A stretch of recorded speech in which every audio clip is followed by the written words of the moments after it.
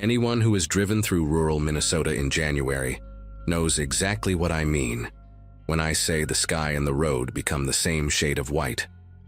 That particular Monday, I was heading back to Duluth after visiting my mother in Bemidji, a 3-hour drive I had made dozens of times since finishing nursing school 6 years earlier.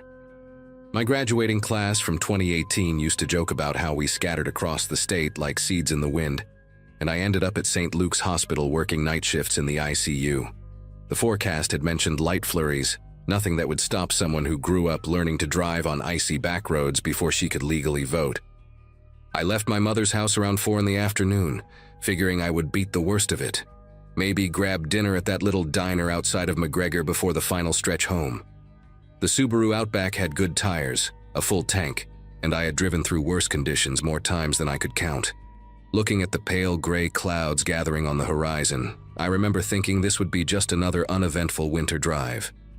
By 5:30, I knew I had made a terrible mistake. The light flurries had transformed into something vicious, sheets of snow driving sideways across Highway 2 with a fury that made my windshield wipers completely useless. I was crawling along at maybe 20 miles per hour, both hands gripping the steering wheel so tight my knuckles ached, my headlights barely cutting through the wall of white in front of me. The road had emptied out completely in the past half hour, which should have been my first warning to pull over and wait it out. But the next town was supposedly only 15 miles ahead, and I convinced myself I could make it, that stopping on the shoulder in this visibility was more dangerous than pushing forward.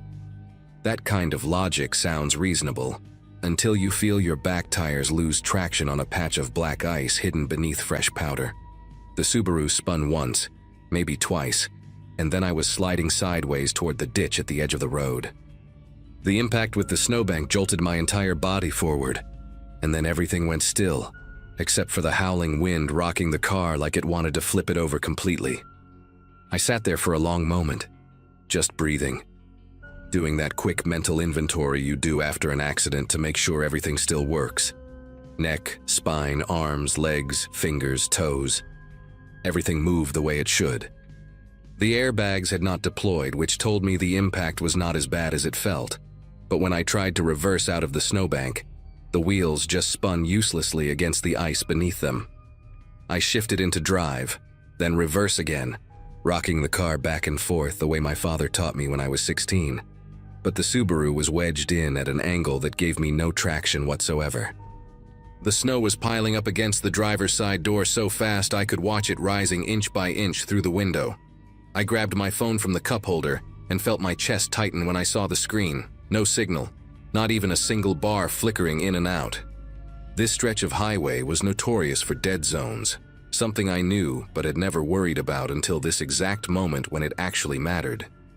The temperature inside the car was already dropping, and I could see my breath forming little clouds in front of my face.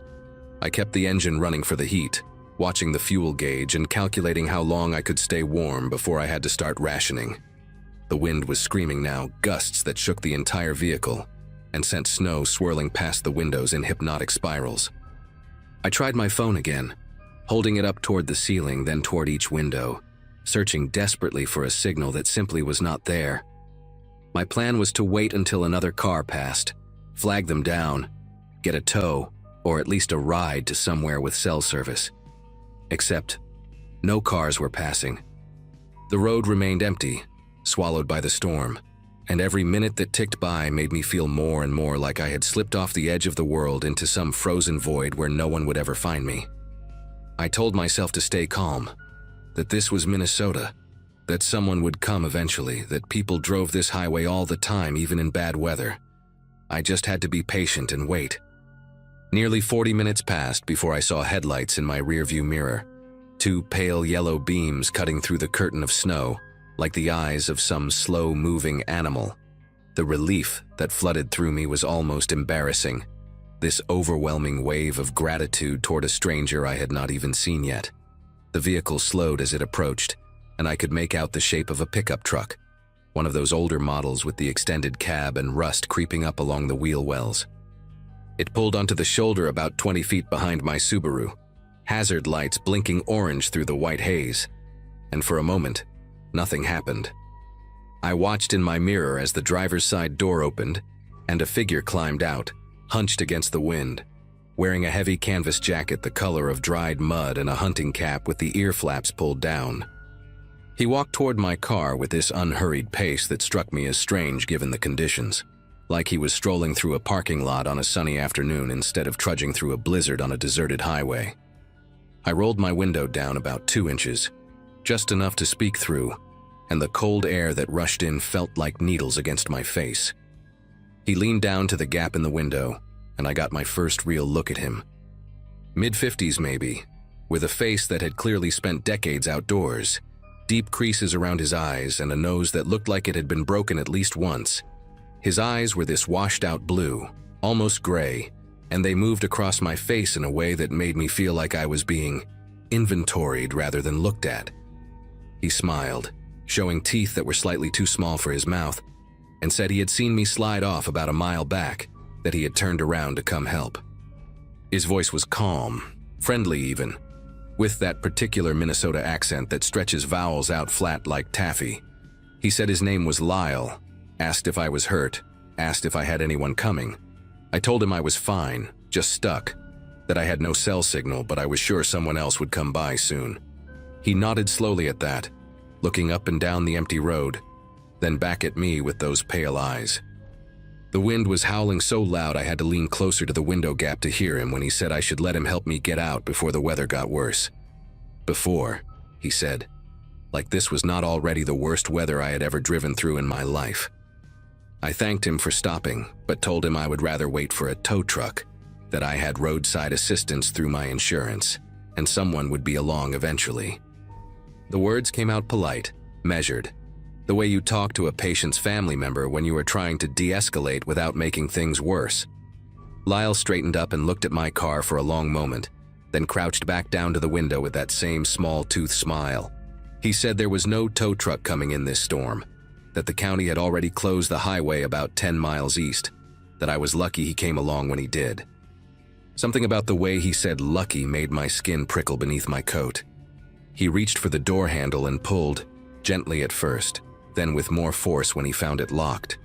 His smile did not change, but his eyes did, something flickering behind them like a shadow passing across water. He asked me to unlock the door so he could help me out, said his truck had 4-wheel drive and chains on the tires, said he could take me somewhere safe and warm. I told him no thank you. I was fine, I would wait. My voice stayed steady, but my heart was beating so hard I could feel it pulsing in my throat. Lyle stood there for what felt like a full minute, just staring at me through that 2-inch gap in the window, the snow accumulating on his shoulders and the brim of his cap. Then he walked around to the back of my car, disappearing from view, and I twisted in my seat to try to see what he was doing through the rear window. The snow was too thick, the glass too fogged from my breath, and all I could make out was his dark shape moving near my back tire. I heard a sound, this sharp hissing noise that cut through the wind, and it took me a moment to understand what it was. He was letting the air out of my tire. I started honking the horn, long, desperate blasts that the storm swallowed almost immediately, and Lyle came back around to my window with something new in his expression. Not anger exactly, but a kind of patient disappointment, like a parent dealing with a stubborn child. He wedged his boot against the bottom of my door, right in the gap where it met the frame, and leaned close to the window. His breath fogged the glass as he told me that I had no choice but to accept his help now, that I was not going anywhere on a flat tire in a blizzard, that I was being foolish, and he was trying to save my life. The hissing continued from somewhere behind him, and I realized he must have moved to the other rear tire before coming back to the window. I kept hitting the horn, pressing it over and over, the sound pathetic and muffled against the roar of the storm. Lyle did not even flinch, just stood there with his boot wedged against my door, watching me with those colorless eyes like he had all the time in the world. Then I saw something that made my heart seize up in my chest, a faint glow in the distance behind his truck, barely visible through the whiteout but definitely there. Another vehicle, headlights moving toward us, slow but steady, and I realized this was my only chance to get someone's attention. I laid on the horn with everything I had, screaming at the same time even though I knew no one could hear me through the closed windows and the howling wind. Lyle turned his head to look at the approaching lights, and for just a second I thought he might give up, might walk back to his truck and drive away before anyone saw what he was doing. Instead, he did something that still wakes me up at night sometimes when the wind blows hard enough against my bedroom window. He moved fast, faster than I would have expected from a man his age, climbing onto the hood of my car with the agility of someone who had done this before. He was carrying something, a bundle he must have grabbed from his truck while he was behind my car, and he shook it out as he crouched on the hood like some massive bird of prey. It was a tarp, dark green canvas, the kind you use to cover firewood or wrap around things you want to hide. He spread it across my windshield with quick, practiced movements, tucking the edges down on either side so the wind would not rip it away, and suddenly I was in complete darkness. The weak gray light of the storm vanished entirely, replaced by this suffocating blackness that pressed against my eyes, like something solid. I could hear the other vehicle getting closer, the low rumble of its engine vibrating through the air, and I screamed and pounded on the windshield from the inside, trying to dislodge the tarp, trying to make any kind of commotion that might catch the driver's attention. But the tarp stayed in place, weighted down by the snow that was already accumulating on top of it, and I heard the other vehicle slow down, pause for a moment, and then keep going. The engine sound faded into the storm until there was nothing left but the wind and Lyle's boots shifting on the hood above me, patient and deliberate, waiting in the darkness he had created. Something clicked in my brain then, that survival instinct they say kicks in when you are truly cornered. I stopped screaming, stopped pounding, and forced myself to think. My purse was on the passenger seat, and inside it was a small canister of pepper spray my mother had given me years ago, one of those gifts you toss in your bag and forget about, until suddenly you need it more than you have ever needed anything. I found it by touch in the darkness, my fingers closing around the cold metal cylinder, and I rolled down my window another inch, just enough to fit my hand through. I could hear Lyle moving on the hood, probably repositioning himself to watch the window, and I knew I would only get one chance at this. When his face appeared at the gap, those pale eyes squinting down at me through the opening, I pressed the nozzle and sprayed directly into his eyes without hesitation. The sound he made was not quite human, this guttural shriek of pain and rage that cut through the storm like a blade. He fell backward off the hood, and I heard him hit the ground on the passenger side, cursing and coughing and clawing at his face. I did not wait to see if he could recover. I threw open my door against the snowbank, forcing it through the accumulation with strength I did not know I had, and I ran. The tarp was still covering my windshield. My tires were flat, and I had no phone signal, but none of that mattered anymore. I ran toward the direction the other car had gone, stumbling through knee-deep snow, the wind tearing at my coat and my hair and my face. Behind me, I could hear Lyle screaming my way, calling me names, telling me I was going to freeze to death out here, that I needed him, that I was making a mistake. I kept running. About a quarter-mile down the road, I saw lights through the snow, not moving this time, but stationary, and I realized there was a farmhouse set back from the highway that I had not noticed before. I made it to their door somehow, collapsed against it, pounded until an elderly woman opened it with a shotgun in her hands, and her husband already on the phone with the sheriff. They brought me inside, wrapped me in blankets, gave me hot coffee while I shook so hard I could barely hold the cup. The sheriff's deputy, who arrived 40 minutes later, told me they found my car exactly where I left it. Tarp still on the windshield, 2 flat tires, but no sign of Lyle or his pickup truck anywhere on that stretch of highway. That was January of 2023, almost 2 years ago now. The police never found him, never even confirmed that someone matching his description lived anywhere in the county. The elderly couple, Frank and Margie Olson, told me later that they had heard rumors over the years about a man in a brown pickup who would cruise that stretch of highway during bad storms, looking for stranded drivers. They thought it was just one of those rural legends people tell to scare teenagers into checking their tires before winter. I think about what would have happened if my mother had not given me that pepper spray, if I had not remembered it was in my purse, if I had unlocked that door when he first asked me to. I think about the other car that drove past while I was screaming in the darkness, how close help was, and how completely invisible I had become. I still drive that highway when I visit my mother, but only in daylight now, only when the forecast is clear, and I always tell someone exactly when I am leaving and exactly when I should arrive. Sometimes, when I pass that spot where my car went into the snowbank, I slow down and look at the tree line, half expecting to see an old pickup truck idling there among the pines, waiting for the next storm to roll in.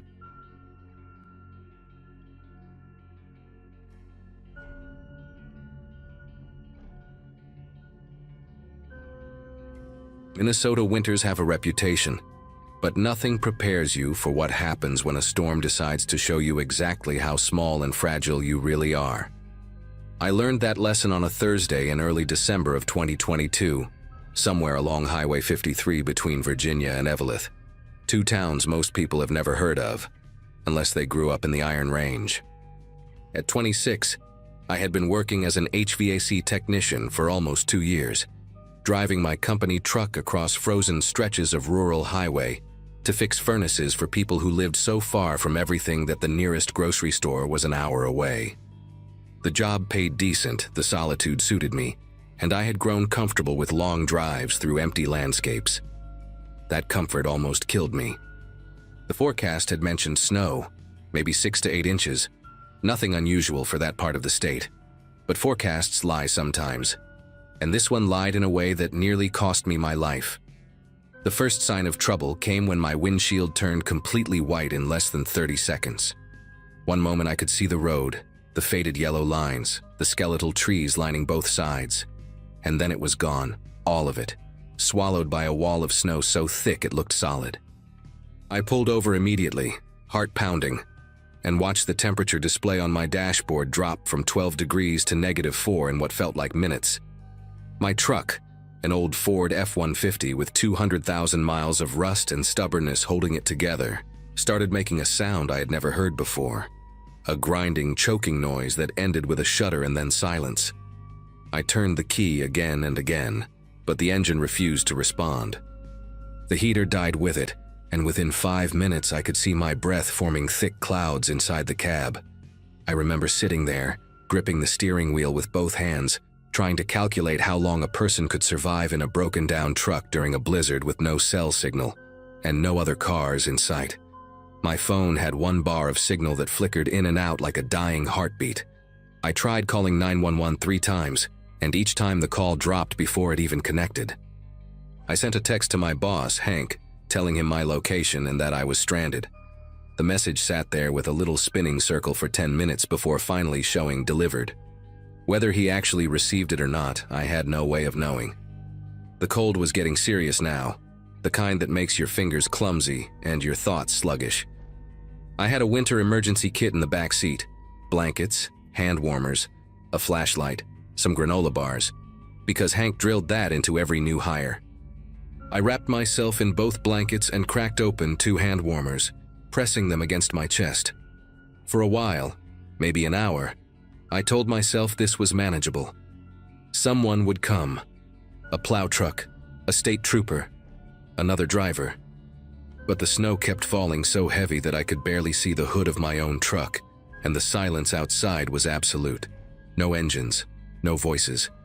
Nothing but the wind screaming against the windows like something trying to get in. The decision to leave the truck was the dumbest thing I have ever done, and I knew it was dumb even as I was doing it. But hypothermia does something to your brain. It whispers to you, tells you that action is better than waiting, that movement means survival. I remembered passing a gas station maybe 2 miles back, a little place with a faded Conoco sign and a single pump out front. 2 miles. I had walked farther than that plenty of times. In my head, it made perfect sense. I would walk back, find the gas station, call for help from a warm building with a hot cup of coffee in my hands. I put on every layer I had. My work jacket, a hoodie underneath, 2 pairs of gloves, a beanie pulled low over my ears. I grabbed the flashlight and one of the blankets, wrapping it around my shoulders like a cape. When I opened the truck door, the wind hit me so hard I nearly fell backward. The cold was not just cold anymore. It was violence. It was a physical force that wanted to tear the heat right out of my body. I stepped out anyway, pulled the door shut behind me, and started walking in what I believed was the direction I had come from. The first 10 minutes were not so bad. I kept my head down, my chin tucked into my chest, and focused on putting one boot in front of the other. The road was somewhere beneath my feet. I could feel the firmness of asphalt under the snow, and I used that as my guide. Left foot, right foot, keep moving, stay on the hard surface. The blanket around my shoulders was already soaked through, heavy with snow that melted from my body heat and then froze again into a stiff, icy shell. My flashlight cut a weak yellow beam through the white chaos, illuminating maybe 3 feet ahead of me before the snow swallowed the light completely. I counted my steps to keep my mind occupied. 100, 200, 500. At around 800 steps, I realized I could no longer feel the road beneath me. The ground had become soft, uneven, and when I swept my boot sideways, I hit something that crunched, a frozen bush maybe, or the edge of a ditch. I stopped, turned around, and tried to find the road again. But there was no road. There was no anything. Just white in every direction, so thick and disorienting that I could not tell up from down, forward from backward. That was when the panic hit me, real and raw and absolute.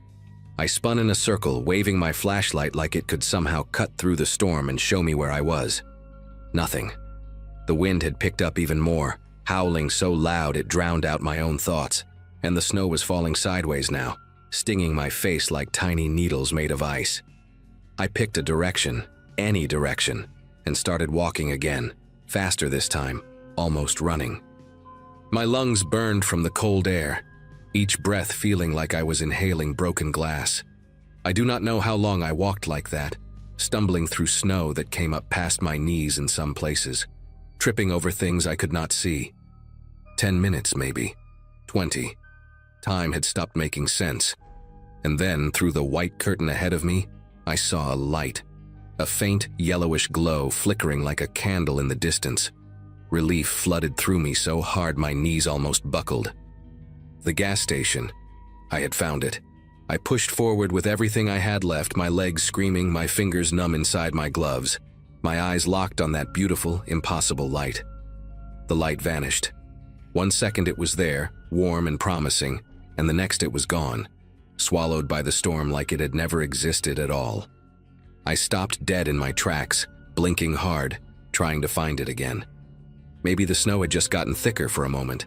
Maybe I had looked away at the wrong time. I turned slowly, scanning the white emptiness around me, and that was when I saw it again. But now it was behind me, in the direction I had just come from. That made no sense. I had been walking toward it. How could it be behind me now? My brain tried to explain it away, telling me I had gotten turned around somehow, that the wind had spun me without me noticing. I started walking toward it again, my steps slower now, more careful. The cold had seeped so deep into my bones that I was no longer shivering, and some distant part of my mind, the part that still remembered the safety training videos Hank made us watch, knew that was a very bad sign. When you stop shivering, it means your body has given up trying to warm itself. It means you are running out of time. I do not know when I first heard the voice. It crept into my awareness slowly, like a radio station fading in through static. At first I thought it was just the wind playing tricks on my frozen ears. But then I heard it clearly, a man's voice somewhere to my left calling out a name. "Corbett," it said. "Corbett, over here." That was not my name. My name is Jensen. But in that moment, with my thoughts moving like cold syrup, I did not question it. I turned toward the voice and started walking. It felt so real, so close, like someone was standing just a few feet away in the white chaos. I even called back to them. "Hey," I shouted, or tried to shout. My voice came out cracked and weak, barely louder than a whisper. "Hey, I am here. I am over here." The voice kept calling, always just ahead of me, always just out of reach. "Corbett, Corbett, over here." I followed it like a dog following its owner, stumbling through the snow, no longer feeling my feet or my hands or most of my face. Some part of me knew something was wrong. Some part of me was screaming that there was no one out there, that I was alone, that my brain was breaking down from the cold. But that voice was the only thing I had left to hold on to, and I could not let it go. The next part is hard to explain because it did not feel like it was happening to me. It felt like I was watching myself from somewhere outside my own body, floating a few feet above this stumbling, frozen man who used to be Jensen from Duluth. The voice had stopped calling for Corbett, and now it was talking directly to me, asking me questions, telling me things, having a full conversation like we were old friends catching up over beers. I answered it. I know I did because my throat was raw afterward, scraped dry from all the talking. I cannot remember most of what we discussed. Fragments come back to me sometimes, in dreams that jolt me awake covered in sweat. Something about my father, who died when I was 19. Something about a girl I dated in high school, Melissa Hartman, who I had not thought about in years. The voice knew things about me, personal things, and at the time that seemed perfectly normal. Of course it knew. Of course this stranger in the storm knew about the time I crashed my bike into a mailbox when I was 7, or the night I cried in my truck after my dad's funeral because I could not cry in front of my mom. It all made sense in the way that dreams make sense, logical until you wake up and realize none of it was real. At some point I got hot. That sounds insane given the circumstances, but I remember the heat washing over me like I had stepped into a sauna. My jacket felt suffocating, my hoodie underneath like a wool blanket wrapped too tight. I needed to get them off. I needed air on my skin. I fumbled with the zipper of my jacket, my fingers so clumsy they felt like they belonged to someone else, and I managed to pull it open. The relief was immediate, a rush of cool air against my chest that felt like heaven. I shrugged the jacket off my shoulders and let it fall into the snow behind me. The blanket was already gone. I had dropped it somewhere, sometime. I could not remember when. My hoodie came off next, and then I was standing in the blizzard in nothing but a thin flannel shirt, and I felt perfect. I felt warm and comfortable and sleepy, so incredibly sleepy. The voice was still there, quieter now, more soothing. It told me I had been walking for so long. It told me I deserved a rest. Just a minute, it said. Just sit down for 1 minute and catch your breath, and then you can keep going. That sounded reasonable. That sounded like exactly what I needed. I sat down in the snow. Or maybe I fell. The line between intention and accident had blurred into nothing by then. The ground was soft and cold, but the cold did not bother me anymore. Nothing bothered me. I lay back, looking up at the white sky, watching the snowflakes fall toward my face in slow motion. They landed on my cheeks, my forehead, my open eyes, and I did not blink. The voice was still talking, but I could not make out the words anymore. It had become a hum, a gentle lullaby wrapping around me like a warm blanket. I thought about my mom, how worried she would be when I did not come home. I thought about Hank, wondering if he ever got my text. I thought about the gas station with the faded Conoco sign, how close it had seemed, how sure I had been that I could make it. My eyes started to close. The white world around me faded to gray, then to black, and the last thing I remember thinking was how peaceful it all felt. No more walking, no more cold, no more anything, just sleep, endless and perfect, pulling me down into somewhere warm and dark and quiet. I woke up in a hospital in Virginia 3 days later with frostbite on 7 of my fingers and both of my ears. A nurse told me I was lucky to be alive, that the search and rescue team had found me less than 20 minutes after I collapsed, following my footprints from the truck. She said it like it was a simple thing, like tracing a straight line through the snow. But when I talked to the paramedic who found me, a guy named Gentry with kind eyes and a thick gray beard, he told me a different story. He said my footprints did not make any sense. He said I had walked in circles, big looping circles over and over again, carving patterns into the snow like I was performing some kind of ritual. He said they found my jacket and my hoodie scattered 30 feet apart, and the blanket even farther, like I had been shedding pieces of myself along the way. And he said, "This is the part that still keeps me up at night, that when they found me lying in the snow, my lips were moving. I was talking to someone who was not there, having a full conversation, gesturing with my frozen hands like I was making a point in an argument. He asked me who I was talking to. I told him I did not remember. That was a lie. I remember exactly who I was talking to. I just do not know how to explain that the voice sounded exactly like my father, dead for 7 years, telling me it was okay to rest, that he would stay with me until I fell asleep. The doctors told me I lost the tips of 2 fingers on my left hand, the pinky and the ring finger just above the first knuckle. My ears healed eventually, though the left one still gets numb in cold weather and probably always will. I spent 2 weeks in that hospital, most of it hooked up to machines that beeped every few seconds and drove me half crazy. My mom drove up from Iowa the day after they found me and did not leave my side until I was discharged. She cried a lot, which made me cry, which made her cry more. Hank came to visit twice, brought me a card signed by everyone at the company, and told me my job would be waiting whenever I was ready. I went back to work 3 months later, but I do not take the rural routes anymore. I stay in Duluth now, fixing furnaces in apartment buildings and office complexes, places where the nearest gas station is a 5-minute walk and cell service never drops. Some of my co-workers think I got soft. Maybe I did. I do not care. I know what waits out there in the empty places when the cold decides to show you what you really are. I still think about that day more than I would like to admit. Sometimes when I am falling asleep at night, I hear the wind howling and I am back in that white emptiness, following a light that does not exist toward a voice that should not be there. I talked to a therapist about it for a while. She said the hallucinations were a normal response to severe hypothermia, that my brain was shutting down and pulling up memories to keep me company while it happened. That makes sense. That is the scientific explanation, and I believe it.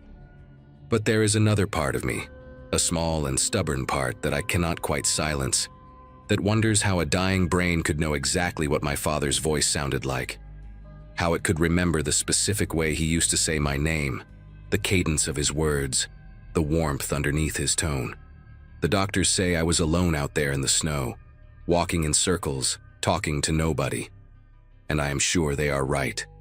I am sure of it. But sometimes, late at night, when the house is quiet and the winter wind rattles my windows, I am not so sure anymore. I am not sure at all.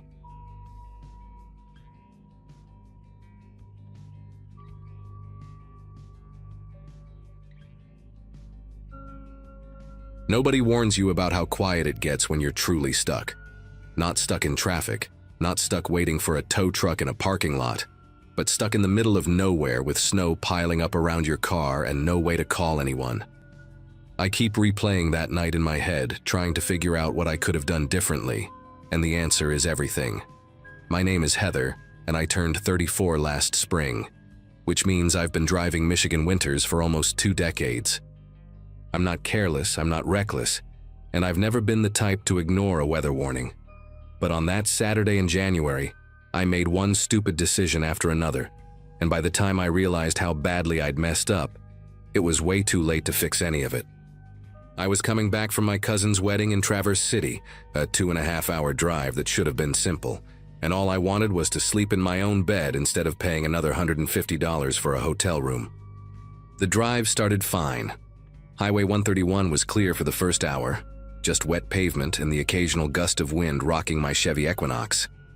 I'd checked the radar obsessively before leaving, and there was supposed to be a window of calm weather until around 10. The snow started earlier than predicted, right around 8:30, and within 20 minutes it went from light flurries to a full whiteout. I slowed down, turned my high beams off because they were just reflecting back at me, and tried to stay calm. When my GPS announced a faster route to avoid an accident on the highway, I took the exit without really thinking about it. The app said I'd save almost 30 minutes, and at that point I just wanted to get home as fast as possible. The road it sent me down looked fine at first, recently plowed, lined with pine trees heavy with snow. I didn't notice when the pavement turned to gravel, or when the tire tracks I was following got shallower and shallower until they disappeared completely. The GPS kept telling me to continue straight, so I did. The road narrowed, and the snow was deeper here, untouched by any plow. My Equinox handled it okay at first, the 4-wheel drive doing its job, but I was going maybe 15 miles an hour and my knuckles were white on the steering wheel. I remember thinking I should turn around, but there was nowhere to do it safely. The road was barely wide enough for one car, with steep ditches on both sides hidden under the snow. I told myself I'd find a driveway or a wider spot ahead, somewhere I could do a 3-point turn and get back to the highway. The GPS said I only had 11 miles left on this road before it connected to another county route. 11 miles. That's nothing. I could do 11 miles. I kept repeating that to myself like a prayer while the wind howled and the snow flew sideways across my headlights. I never saw the curve. 1 second I was crawling forward, squinting through the windshield, and the next my front tires hit something under the snow, maybe a rock or a frozen rut, and the car jerked hard to the right. I overcorrected, felt the back end swing out, and then I was sliding. It happened so fast that I didn't even have time to scream. The Equinox went off the road and down into what I later realized was a shallow ravine, maybe 6 or 7 feet deep. The impact wasn't violent, more like sinking into a snowbank, but when I tried to reverse, the wheels just spun uselessly. I put it in drive, tried rocking back and forth, but I was stuck. Completely, hopelessly stuck. I sat there for a full minute just breathing, my heart pounding so hard I could feel it in my throat. Then I grabbed my phone to call for help and saw the 2 words that changed everything. No service. I tried moving the phone around, holding it up to the window, even cracking the door open and sticking my arm out into the freezing air. Nothing. Not a single bar. I was somewhere in the middle of rural Michigan on an unmaintained service road that probably hadn't seen traffic in weeks, and nobody knew where I was. I'd texted my roommate before leaving Traverse City to say I was on my way, but I hadn't mentioned the detour. My gas tank was at a quarter full, maybe enough to run the heat for a few hours if I was careful. The temperature outside was dropping fast, and the wind was making it feel even colder. I turned off the engine to conserve fuel and sat in the darkness, listening to the storm rage around me. The car creaked and groaned as gusts of wind battered it from all sides. Snow was already starting to pile up against the driver's side door. I checked the time on my phone. 9:47. It was going to be a long night. For the next hour, I cycled the engine on and off, running the heat for 10 minutes, then turning it off for 20. I rationed my water bottle and ate the granola bar I'd stuffed in my purse at the wedding reception. I kept checking my phone obsessively, hoping for even 1 bar of signal, but there was nothing. Around 11, I was starting to accept that I might have to wait until morning for someone to find me. I was scared, but I was also weirdly calm, like my brain had decided that panicking wouldn't help, so it just shut that part off. That's when I saw the headlights. They appeared in my rearview mirror first, 2 yellowish beams cutting through the snow maybe half a mile back. I sat up straight, my heart suddenly racing. Someone else was on this road. Someone who might have a phone that worked, or who could drive me to the nearest gas station. I turned my hazard lights on and started honking the horn, short bursts every few seconds, praying they would see me. The vehicle came closer, moving slow through the snow, and I could see it was a pickup truck, one of those big Ford F-150s with the extended cab. It stopped about 50 feet behind me, headlights still on, engine running. I waited for the driver to get out to come check on me, but nothing happened. The truck just sat there, idling, for what felt like forever but was probably only 2 or 3 minutes. I remember feeling confused more than anything. Why wasn't he getting out? Maybe he was on the phone calling for help. Maybe he was trying to figure out the best way to approach. I flashed my hazards again and gave another honk, a longer one this time. Still nothing. Then, slowly, the truck started moving again. Not toward me on the road, but off to the side, crunching through the deep snow until it was positioned perpendicular to the road itself. The driver cut the wheel and maneuvered the F-150 until it was completely blocking any path forward or back. Only then did the door open. A man stepped out. He was big, tall and heavy-set, wearing a dark coat and one of those knit caps pulled low over his forehead. I couldn't see his face clearly because his headlights were behind him, turning him into a silhouette against all that white snow. He stood there for a moment just looking at my car. Then he reached back into his truck and pulled something out. It took me a second to recognize what it was, a tire iron, the kind with the cross shape that you use to loosen lug nuts. He held it loosely in his right hand, tapping it against his thigh as he started walking toward me. Not rushing, not running, just this slow, deliberate walk like he had all the time in the world. The relief I'd felt when I saw his headlights was completely gone now. In its place was something else, a cold, sick feeling that started in my stomach and spread through my whole body. Every instinct I had was screaming that something was very wrong with this situation. I locked my doors. It was automatic, just a reflex, and the click of the lock seemed impossibly loud in the quiet of the car. The man stopped walking when he heard it. He was maybe 20 feet away now, close enough that I could see he was smiling. Not a friendly smile, not the kind of smile someone gives you when they're about to help you out of a bad spot. It was the smile of someone who knew they had all the power and you had none. He said something, but I couldn't hear it through the closed window and the wind. He gestured with the tire iron, pointing at my door, then made a cranking motion like he wanted me to roll down my window. I shook my head. He took another step closer. My mind was racing through options and coming up empty. I couldn't drive away because my car was stuck. I couldn't call for help because I had no signal. I couldn't outrun him in knee-deep snow wearing the dress flats I'd worn to the wedding. The only thing between me and this man was a couple inches of glass and some sheet metal, and he had a tool designed specifically for breaking things. He walked around to the front of my car, taking his time, looking at how I was stuck in the ravine. Then he came to the driver's side window and knocked on it with the tire iron, 3 slow taps that made the glass vibrate. He leaned down and I saw his face for the first time. He looked normal. That was the worst part. Not like a monster, not like a movie villain. Just a regular guy, maybe mid-40s with a patchy beard and small dark eyes. He could have been someone's neighbor, someone's co-worker, someone you'd pass in the grocery store without a second glance. He said something again, and this time I could make out the words through the glass. He said I looked cold. He said he could help me warm up. The way he said it made my skin prickle with fear. I grabbed the only thing I could find, an ice scraper with a heavy plastic handle, and held it up so he could see it. He laughed. Actually laughed, like I'd just told him a joke. He raised the tire iron and I thought, this is it. He's going to smash the window and drag me out. I was already bracing myself, trying to figure out where to hit him with the scraper when he came through. But then something happened. Headlights, more headlights, coming from the same direction his truck had come from. He saw them too, and his whole body language changed. He stepped back from my window, looked at the approaching vehicle, then looked back at me. For a second we just stared at each other, and I could see him calculating, weighing his options.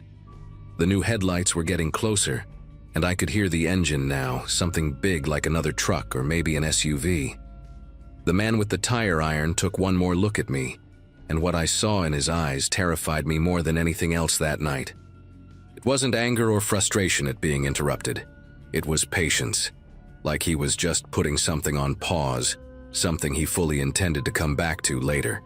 He walked back to his truck without hurrying, climbed in, and drove off into the storm, his taillights disappearing in seconds. The other vehicle turned out to be a county plow truck doing an emergency run on the main road about a mile east. The driver, a guy named Pete who looked like he was in his 60s, said he'd seen tire tracks going down the service road and figured someone might be in trouble. He called dispatch on his radio, and within an hour there was a tow truck pulling my Equinox out of the ravine, and a sheriff's deputy taking my statement. I told them everything, described the man, described his truck, gave them the partial plate number I'd somehow managed to memorize in those terrifying minutes. They said they'd look into it.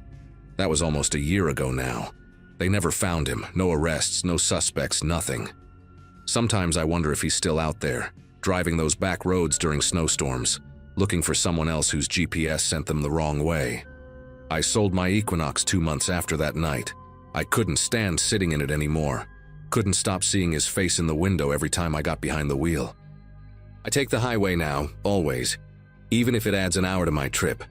And when the snow starts falling, I don't drive at all. I just stay home, lock my doors, and wait for it to pass.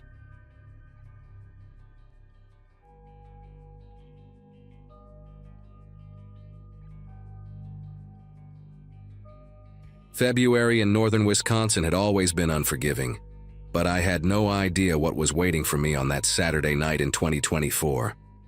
My name is Connor Aldrich, and at the time I had just wrapped up my 10th year working as a site supervisor for a construction company based out of Ashland. My wife had left 3 days earlier to visit her sister in Milwaukee, taking our dog with her, which meant I had the house to myself when the blizzard warning started rolling in. Our place sat about 2 miles outside the main town, a modest ranch-style home my grandfather built in the 60s, surrounded by nothing but white pine and silence. The forecast called for 18 inches minimum, with winds gusting up to 50 miles per hour. By late afternoon, I had already stocked up on firewood, filled the bathtub with water in case the pipes froze, and resigned myself to a weekend of bad television and canned soup. The snow began falling around 4 in the afternoon, gentle at first, almost peaceful, before transforming into something violent and horizontal by nightfall. By 9 that evening, I could barely see the outline of my own mailbox from the living room window, and that mailbox stood maybe 30 feet from the house. The wind screamed through the trees with a sound like freight trains, and every few minutes I heard branches cracking somewhere in the darkness, snapping under the weight of ice and snow. I had the fireplace going strong, a Packers game playing on low volume, and a half-finished beer warming in my hand. The power had flickered twice already but held steady, which felt like a small miracle given how the storm was raging outside. My phone showed no service, not unusual out here during bad weather, when the cell towers got overwhelmed or damaged. I remember feeling grateful that I had nowhere to be, no reason to venture out into that white chaos. The isolation felt comfortable, even cozy, the way it does when you know you are safe inside while nature throws its worst tantrum just beyond your walls. That sense of safety would not last much longer. The pounding started around 10:15. Not a knock, pounding. 3 heavy strikes against the front door that cut straight through the noise of the storm and made me jump hard enough to spill beer down my shirt. My first thought was that a branch had blown against the house, maybe slammed into the doorframe with the wind. But then it came again, deliberate and rhythmic, and I heard voices. Muffled, barely audible over the howling gusts, but definitely human voices calling out from my front porch. I muted the television and stood there in the sudden silence of my living room, heart beating fast, trying to make sense of what I was hearing. Nobody should have been out in that storm. The roads had been closed since 7. The county sheriff had announced it on the radio, and my driveway alone was a quarter mile of unplowed gravel that would have buried any normal vehicle up to its axles. I grabbed the baseball bat I kept by the coat closet, an old Louisville Slugger from my high school days, and approached the door slowly, keeping to the side of the window.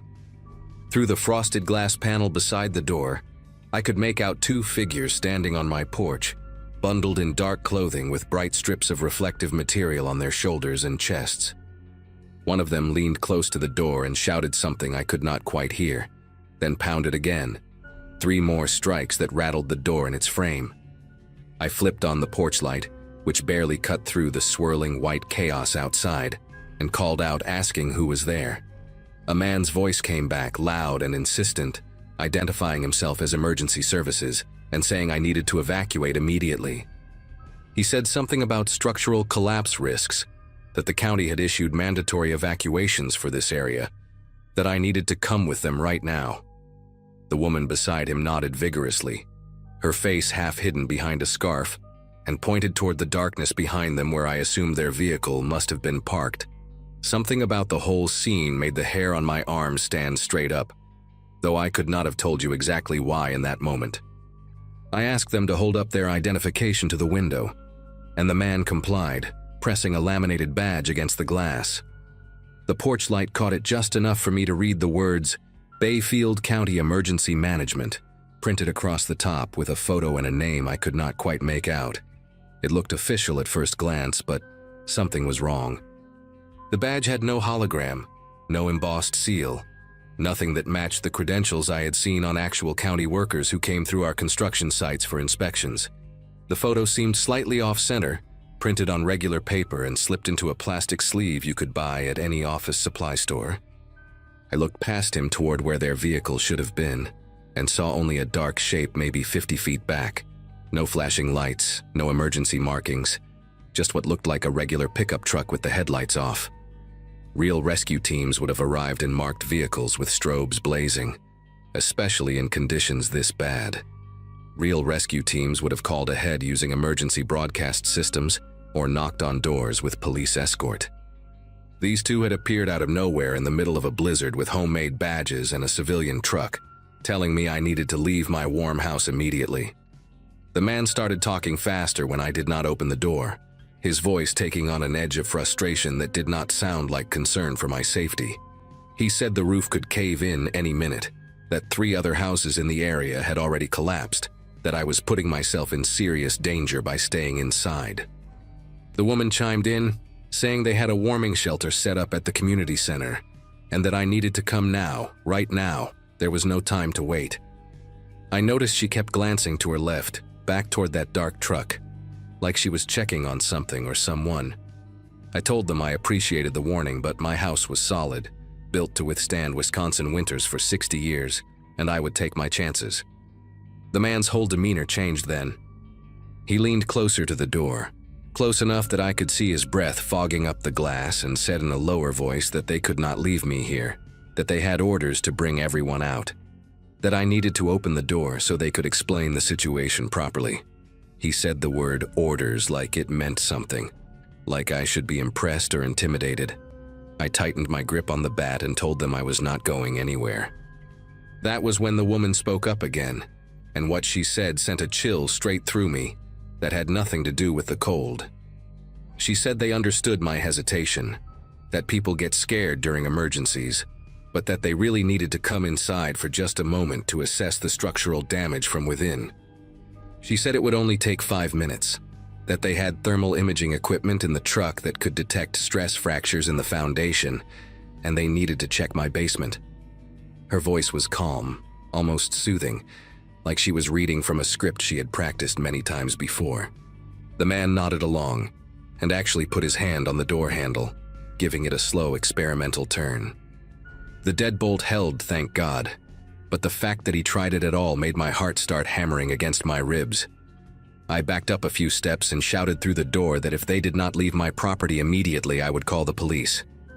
The man laughed at that, a short, ugly sound, and said good luck getting through to anyone tonight, that the phone lines were down across the whole county, that they were the only help available for miles around.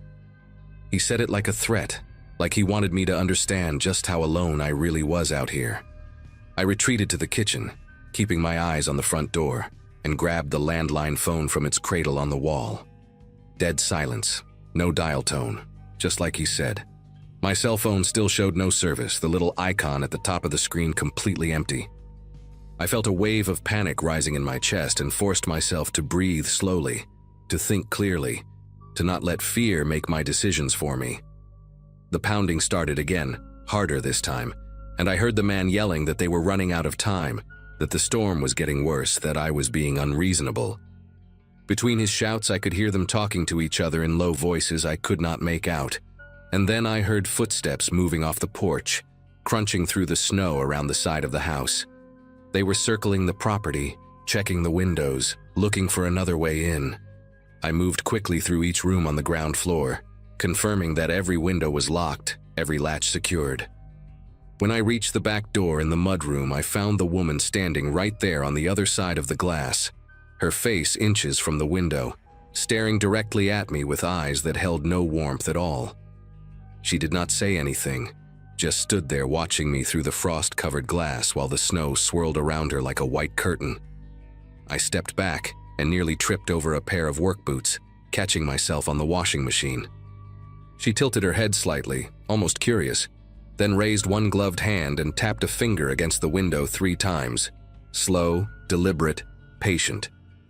I heard the man's voice calling from somewhere around the front of the house, asking if she had found anything, and she turned away without answering and disappeared back into the storm.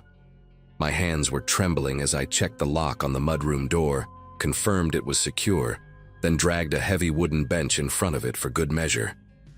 I needed to get help, needed to reach someone, but every form of communication I had was dead or useless. Then I remembered the old CB radio in the basement, the one my grandfather had installed decades ago for emergencies exactly like this one. I had not used it in years, was not even sure it still worked, but it ran on its own battery backup and operated on frequencies that had nothing to do with cell towers or phone lines. I grabbed a flashlight from the kitchen drawer and descended the basement stairs as quietly as I could, wincing at every creak of the old wooden steps.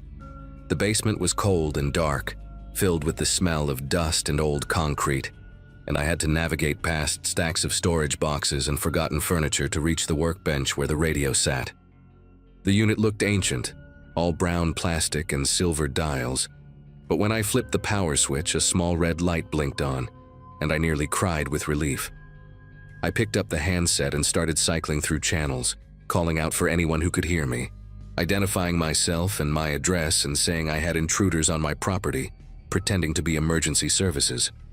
Static answered me on the first 3 channels, then the 4th, then the 5th. On channel 9, I finally heard a voice crackle through, a woman asking me to repeat my location. I gave her my address again and explained the situation as quickly as I could. 2 people claiming to be county emergency workers, fake badges, no marked vehicle, trying to force their way into my home. There was a pause, then the woman said she was patching me through to the Bayfield County Emergency Dispatch. After what felt like an eternity, a man's voice came on the line and asked me to describe what was happening. When I finished, he was quiet for a long moment before speaking again. He said no evacuation teams had been dispatched anywhere in the county tonight. He said all emergency personnel were grounded due to the severity of the storm. He said whoever was outside my house, they were not with any government agency he knew of. The dispatcher told me to stay on the line, to keep the doors locked, and that he would try to get a sheriff's deputy to my location as soon as the roads allowed. But that could be hours, maybe longer, depending on the storm. He asked if I had any weapons in the house, and I told him about the bat and the hunting rifle my father left me, still locked in a cabinet upstairs. He said to get the rifle, load it, and make it clear to anyone trying to enter that I was armed and prepared to defend myself. His voice was steady, but I could hear the urgency underneath, the understanding that I was on my own for now, and that the situation was serious. I thanked him and set the handset down on the workbench, leaving the channel open, then made my way back upstairs as quietly as I could. The house was darker now. The power had finally gone out while I was in the basement, and I had to navigate by flashlight through rooms that suddenly felt unfamiliar and hostile. I retrieved the rifle from the upstairs closet, loaded it with hands that refused to stay steady, and crept back down to the living room. Through the front window, I could see both figures standing in my driveway now, conferring with each other near their truck, their silhouettes barely visible through the driving snow. They seemed to be arguing about something, gesturing toward the house, toward the road, toward each other. I made a decision then that might have been stupid, but felt necessary. I switched on the porch light, unlocked the front door, and opened it just wide enough to show myself standing there with the rifle raised and pointed directly at them. I shouted over the wind that I had contacted the county sheriff, that deputies were on their way, and that if they set foot on my property again, I would shoot them where they stood. The man took a step toward me, and I chambered around with a sound that cut through the storm like a thunderclap. He stopped. The woman grabbed his arm and pulled him back, saying something I could not hear, and for a long moment nobody moved. Then, without another word, they both turned and walked back to their truck. The engine started, the headlights flicked on, and they backed slowly down my driveway until the taillights disappeared into the white void of the blizzard. I stood there in the doorway for another 5 minutes, rifle still raised, watching the empty space where they had been, before finally stepping back inside and locking the door behind me. My whole body was shaking, not from cold, but from the adrenaline that had no place left to go. The sheriff's deputy did not arrive until almost 6 in the morning, after the worst of the storm had passed and the plows had managed to clear the main roads. His name was Russell Engel, a broad-shouldered man in his 50s with a gray mustache and tired eyes that suggested he had been dealing with emergencies all night. I showed him the footprints around my house, though the snow had filled most of them in, and described everything that had happened in as much detail as I could remember. He took notes without interrupting, nodding occasionally, his expression growing darker as the story went on. When I finished, he told me I was not the first call he had received that night. 2 other homes in isolated parts of the county had reported similar encounters. strangers claiming to be emergency workers, insisting residents evacuate immediately, becoming aggressive when refused entry. One elderly woman had actually opened her door, and by the time a neighbor checked on her the next day, her house had been stripped of valuables and she was found locked in her own basement, dehydrated but alive. Deputy Engel said they were working with state police to identify the suspects, that the fake badges and the pickup truck matched descriptions from the other incidents, but so far no arrests had been made. He gave me his card and told me to call if I remembered anything else or if the strangers came back. They never did come back, at least not to my house. 6 weeks later, I read in the local paper that 2 people had been arrested in connection with a string of burglaries targeting rural homes during severe weather events. Their method was always the same: wait for a major storm, cut phone lines if possible, show up in fake emergency gear, and convince people to leave their homes unprotected. If the residents refused, they would move on to easier targets, but sometimes they got more aggressive. The article did not show their faces, but it mentioned a man and a woman in their late 30s, both with prior convictions for theft and fraud. I never found out for certain if they were the same pair who stood on my porch that night, but I believe they were. My wife came home 2 days after the storm and I told her everything, and for months afterwards she refused to stay in the house alone. We installed a security system that spring, added motion sensor lights around the entire property, and I taught her how to use the CB radio just in case.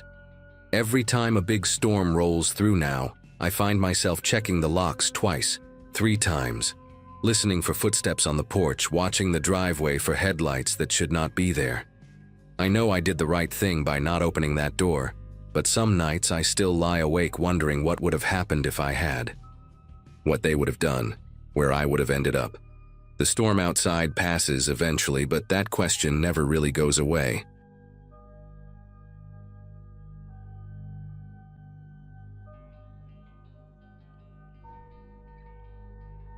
My grandmother left me 40 acres of farmland outside of Bozeman, Montana, when she passed in the spring of 2017.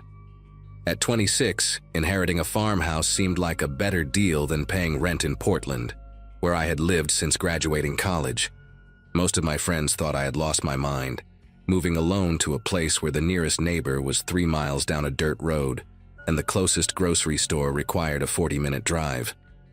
But something about the silence called to me, the way darkness actually meant darkness out there, not the orange glow of streetlights bleeding through curtains.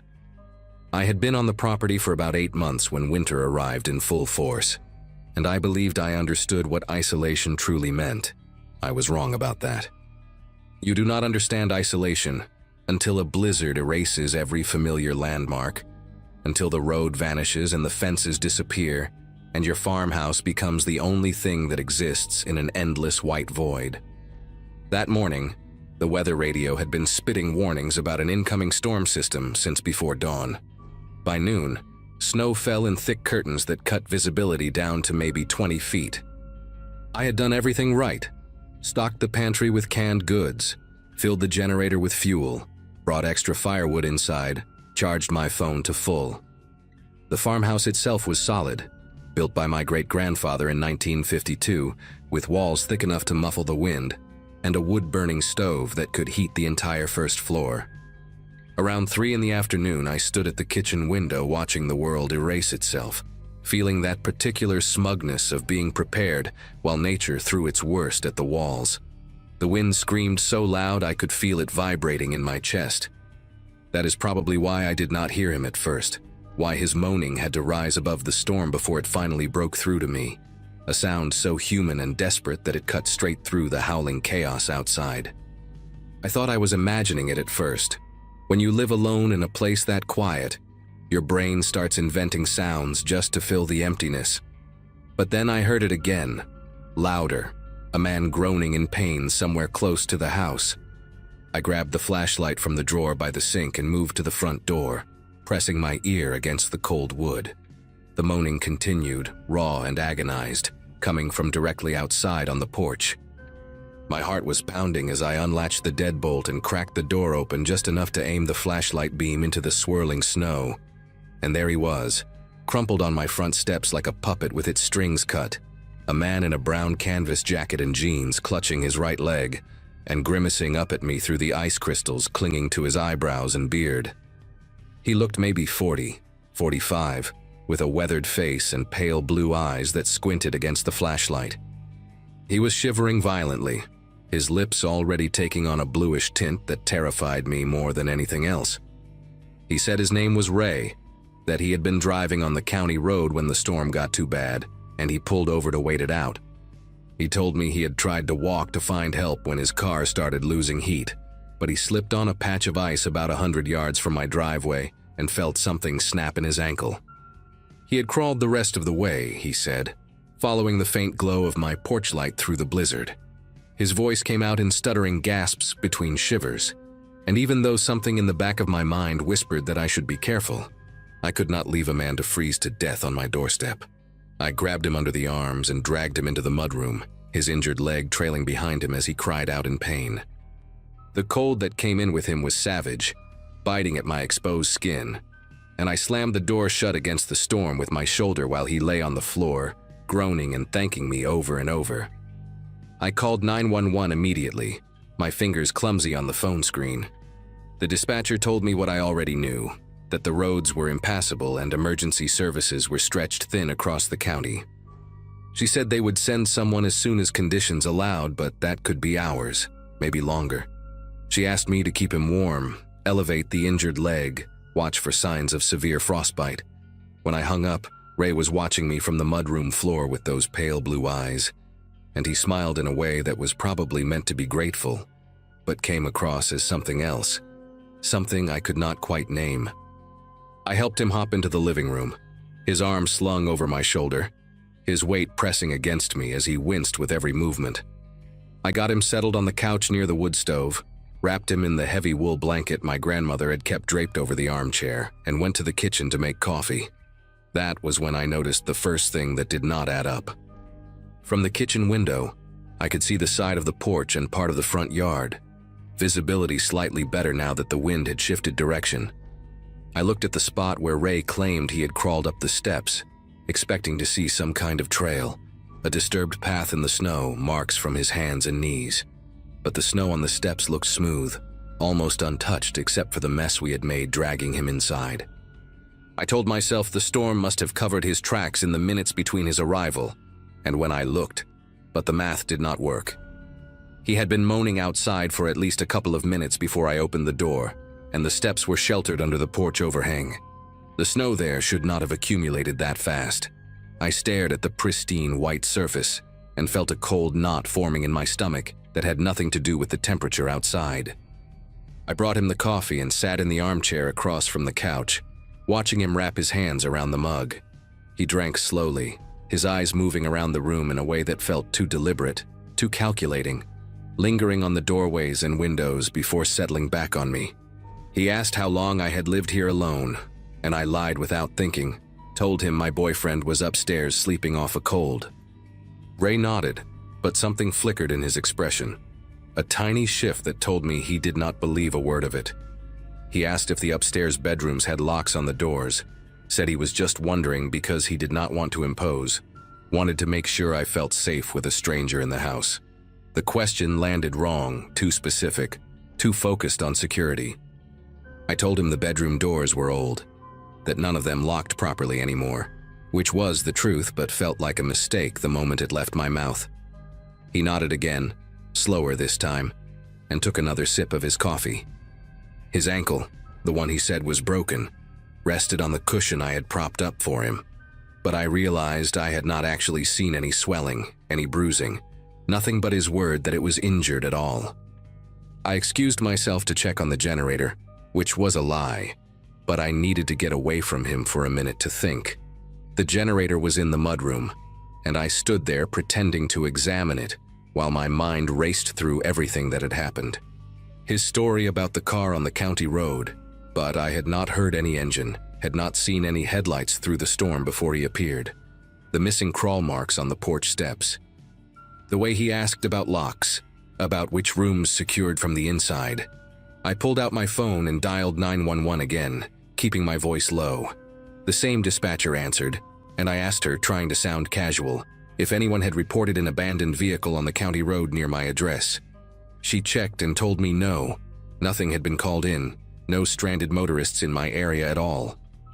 I thanked her and said I would call back if I needed anything, then hung up and pressed my back against the mudroom wall, my breath coming shallow and fast. Either Ray had lied about the car, or he had lied about which road he had been on, or he had lied about everything. I went back to the living room and found him standing by the window, his weight balanced evenly on both legs, peering out into the storm. He turned when he heard me, and for just a second his face held an expression I cannot properly describe, something blank and appraising, like a person calculating odds. Then the mask slipped back on, the pained grimace, the slight hunch as he shifted weight off his supposedly broken ankle.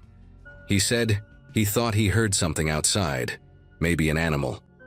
I told him to sit back down, that he should not be standing on that leg, and watched as he made a show of limping back to the couch. But I had seen it now, the way he moved when he thought I was not looking, smooth and steady with no trace of injury. My grandmother kept a shotgun in the hall closet, unloaded, but with shells on the top shelf behind some old photo albums. I had never fired it, never even held it properly, but knowing it was there gave me something to hold on to mentally. I sat back down in the armchair and kept my phone in my hand, pretending to scroll through something while I watched Ray from the corner of my eye.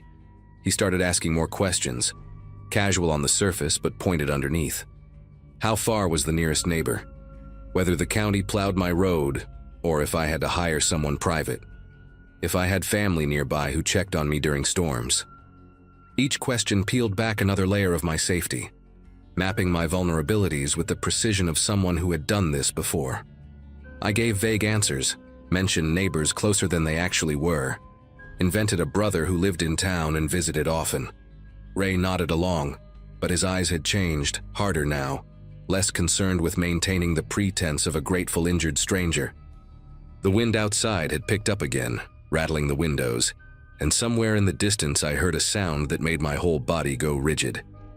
It was faint, almost lost in the storm, but distinct enough to recognize. A door, the barn door, slamming open and shut in the wind. Except I had latched that door myself before the storm hit, secured it with a padlock because the latch alone was not strong enough to hold against heavy gusts. Someone had opened it. Ray heard it too. I saw his head turn toward the sound, and for a moment his composure cracked, a flash of something that looked almost like anticipation crossing his features before he caught himself. He asked what that noise was, his voice still playing the part of the concerned stranger. But there was an undercurrent to it now, an eagerness he could not quite hide. I told him it was probably just the wind, that old buildings made noise in storms, but my heart was slamming against my ribs so hard I thought he must be able to hear it. I stood up slowly, said I was going to check on something, and walked toward the hallway with measured steps, fighting every instinct that screamed at me to run. The closet was 10 feet away. I could feel Ray's eyes on my back, tracking my movement, and I knew with absolute certainty that if I reached for that shotgun, he would drop the act completely. So I walked past the closet, continued to the bathroom, and locked the door behind me. I turned on the faucet to cover the sound of my voice and called 911 for the third time, whispering into the phone that I needed help immediately, that the man in my house was not injured, and I believed someone else was outside. The dispatcher kept me on the line, told me a county sheriff unit was already en route because of my earlier call, that they had prioritized my address when they saw multiple contacts from the same number.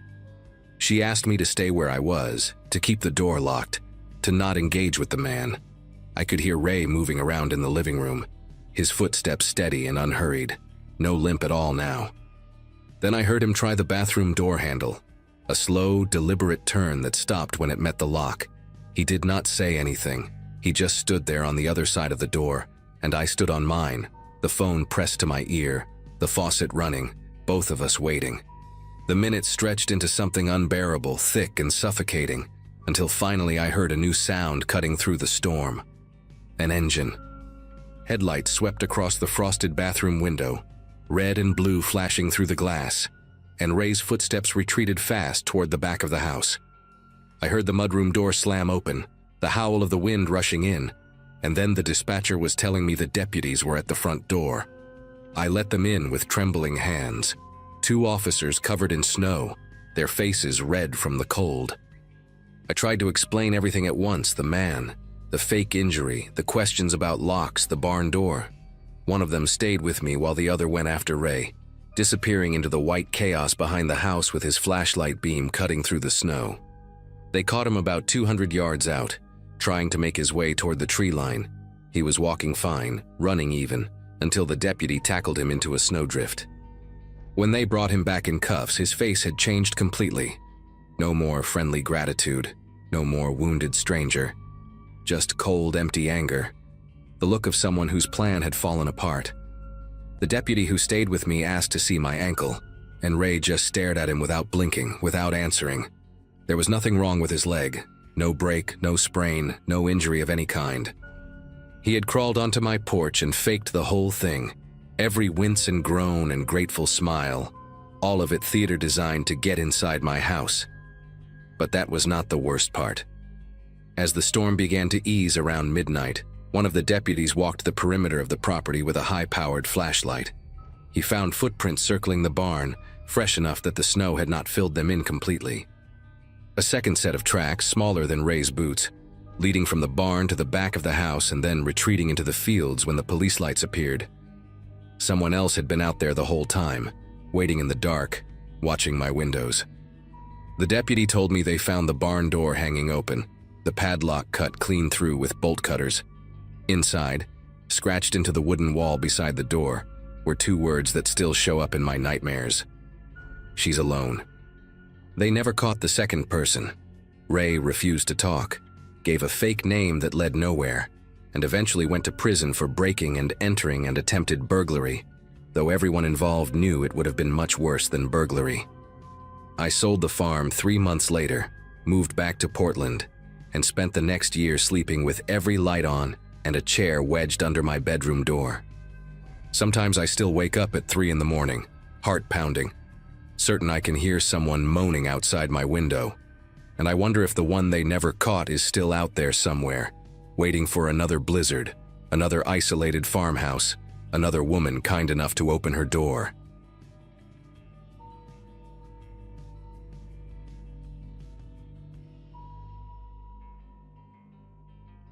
Fights with my stepdad never ended well, but that night was different. He had been drinking since 4 in the afternoon, and when he started in on how I was wasting my life working at a warehouse instead of going to college, I lost it. Words were said, a lamp got knocked over, and my mom just stood there crying instead of telling him to stop. I turned 26 in November, old enough to know better than walking out into a snowstorm, but young enough to still make that exact stupid decision. February in upstate New York does not care about your feelings, and the snow had been falling sideways since lunch. I grabbed my coat off the hook, shoved my feet into my old sneakers, and slammed the door behind me. Town was only 2 miles down Garrison Road. I figured I would make it to the diner, get some coffee, and call my buddy Ray to pick me up once I calmed down. 15 minutes into that walk, I knew I had made a serious mistake. The plows had stopped running hours ago, and the snow was already up past my ankles, soaking through my jeans and freezing against my skin.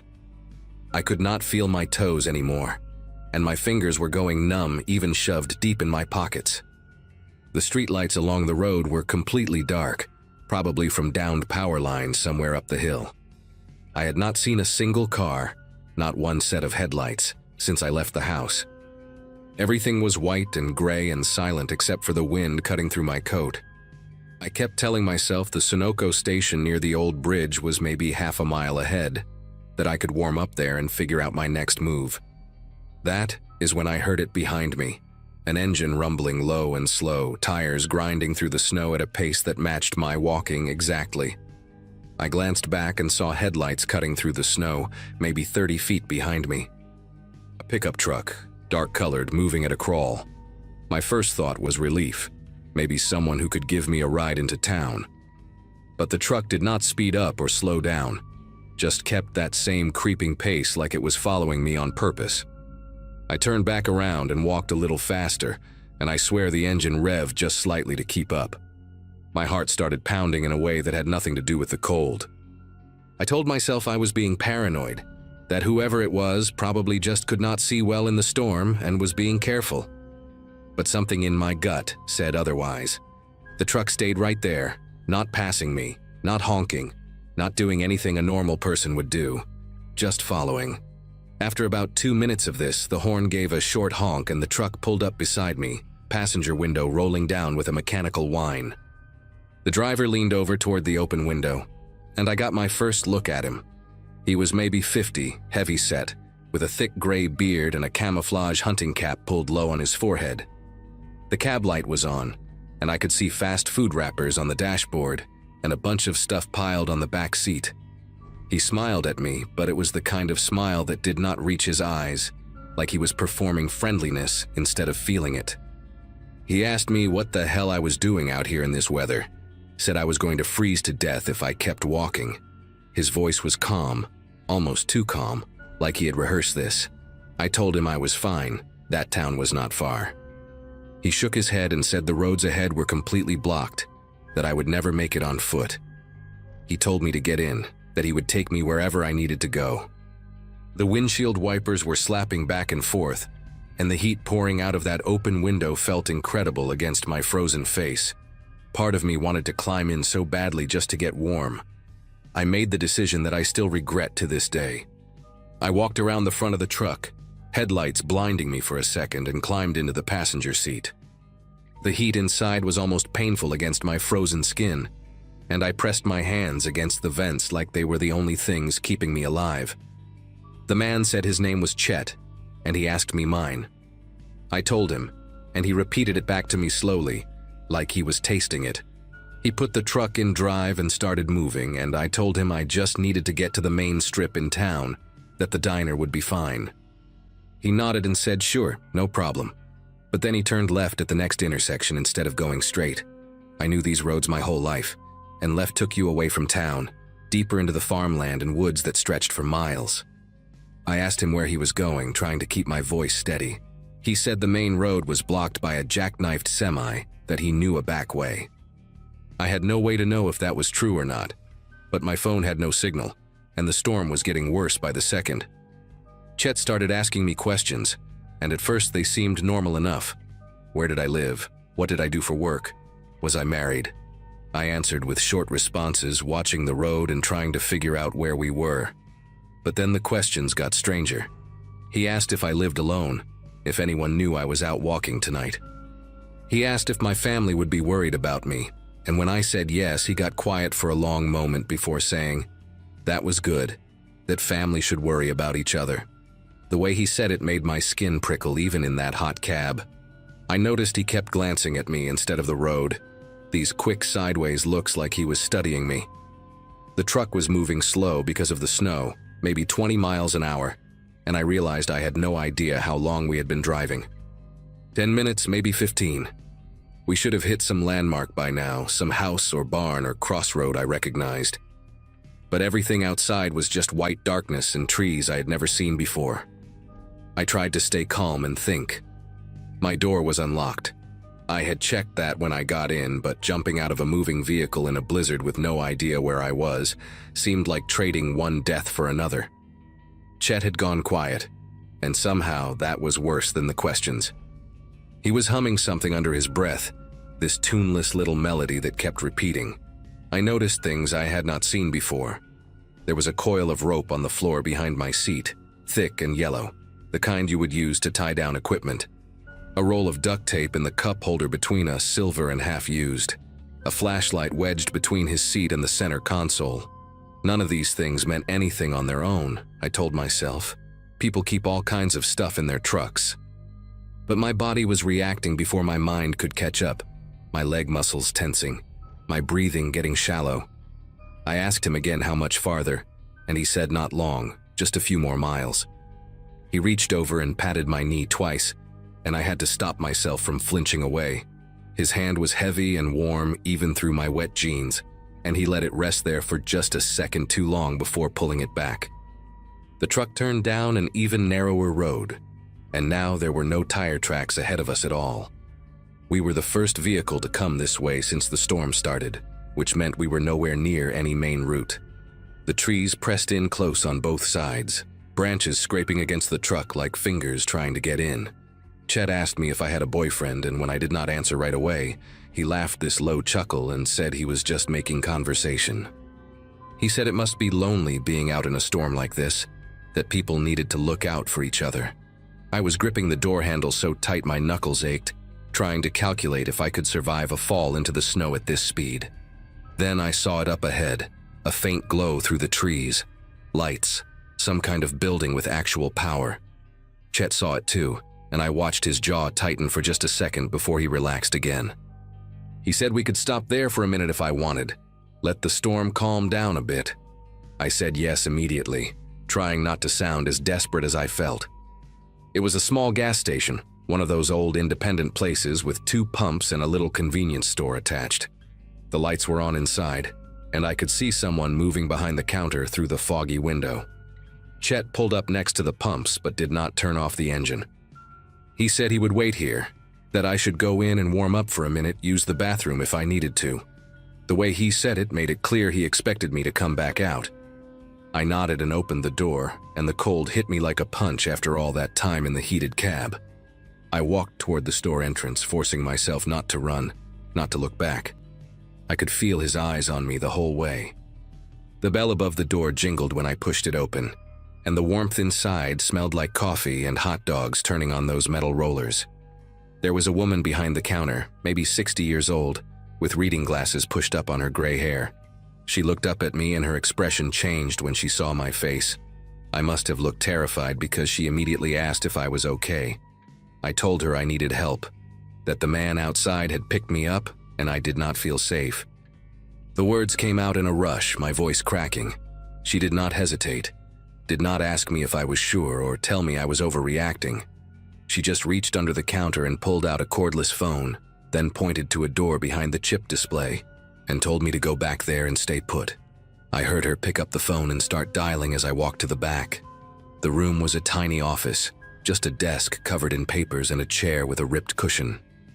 There was a small window near the ceiling, and I looked out and could see the truck still sitting there. Engine running, exhaust rising white into the storm. Chet was not looking at the store.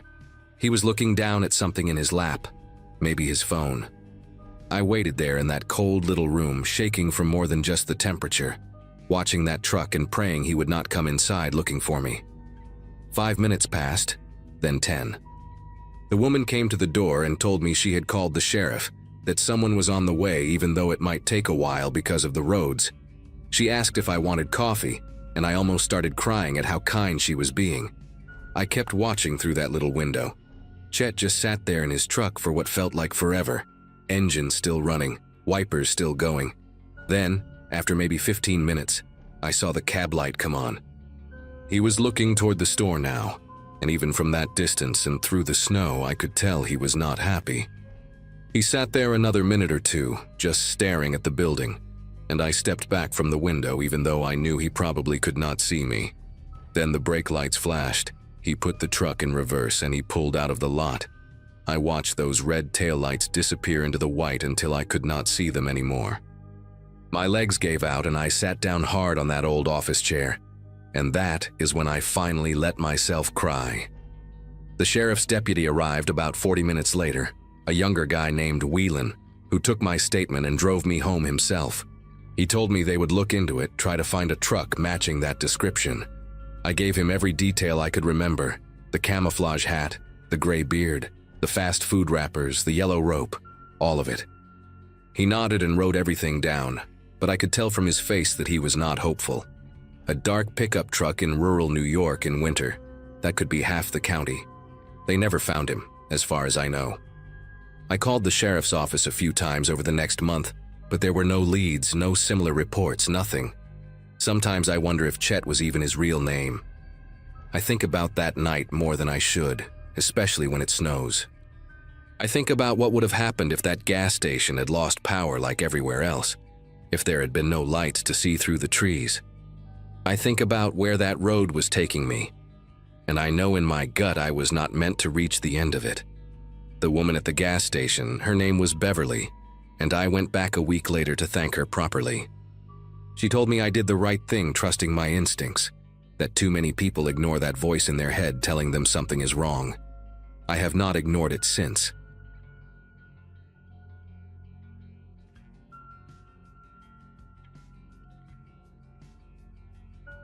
Snow had already begun piling against the porch steps by the time I pulled up to the cabin, and the whole place looked like it had been swallowed by winter. Work had me stretched thin that season, and taking a week away felt overdue, so the idea of a remote rental tucked behind a line of pines sounded perfect.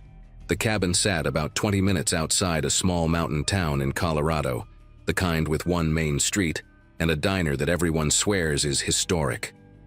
I remember thinking the silence felt heavier than usual, like the snow had pressed the world into a quieter shape. While hauling my bags from the truck, I spotted the first set of footprints, fresh enough that the edges were still crisp, looping around the house in a weird, meandering path. My first thought was that maybe the owner had stopped by earlier, but the prints overlapped the snowfall from that morning, which didn't make much sense. The sight lingered with me as I unlocked the door and stepped inside. The cabin had that rented out too many times vibe, mismatched furniture and a faint smell of old firewood, but it felt warm enough.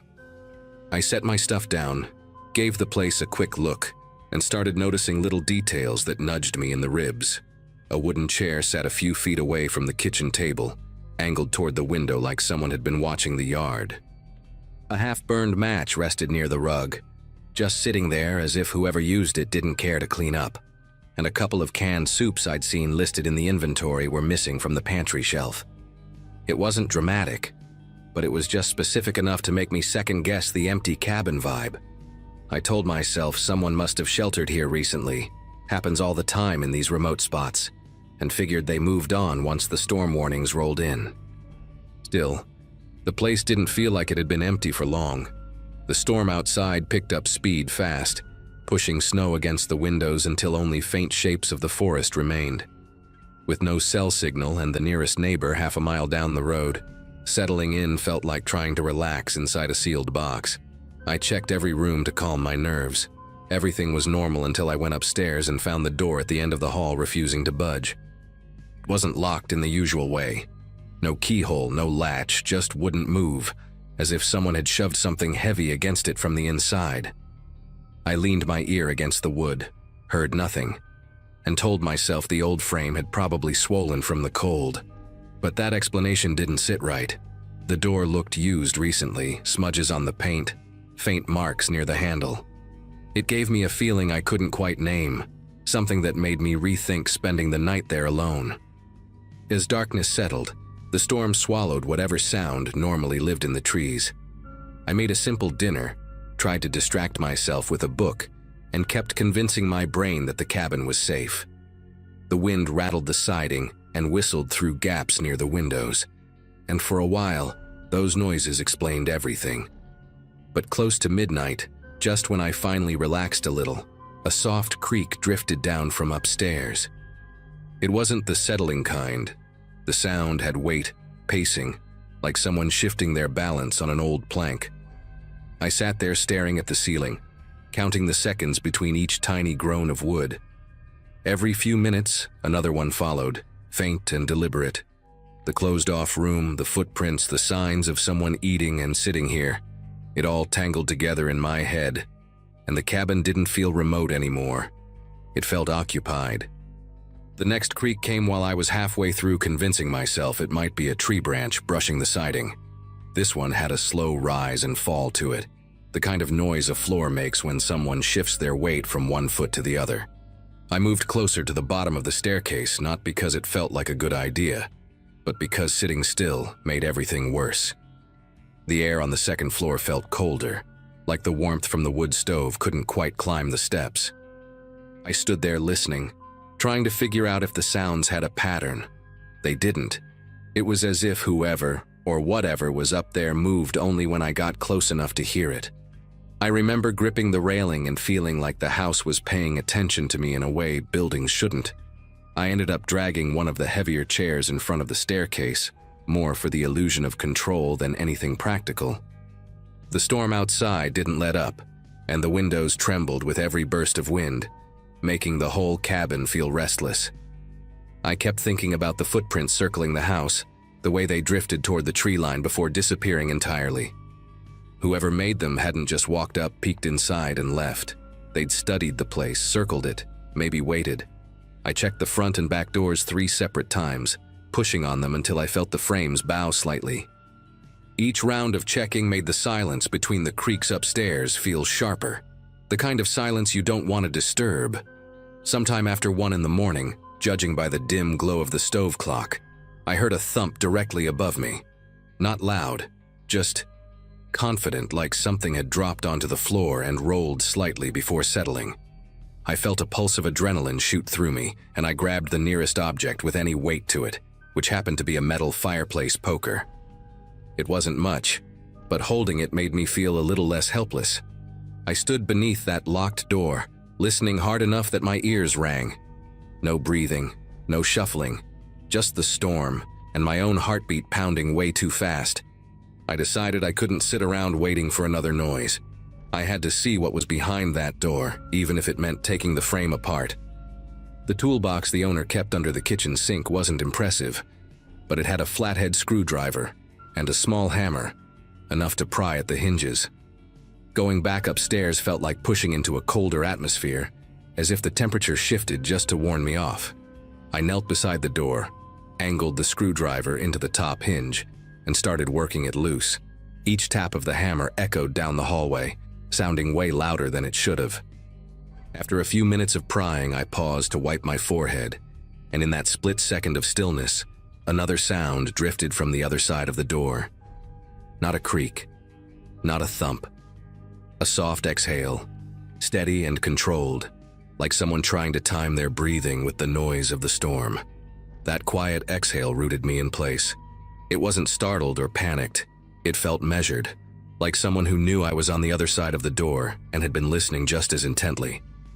I pressed my palm lightly against the wood, as if that could help me sense movement, but the door stayed completely still. The storm outside pounded harder, the wind dragging loose snow across the roof in long, scraping waves.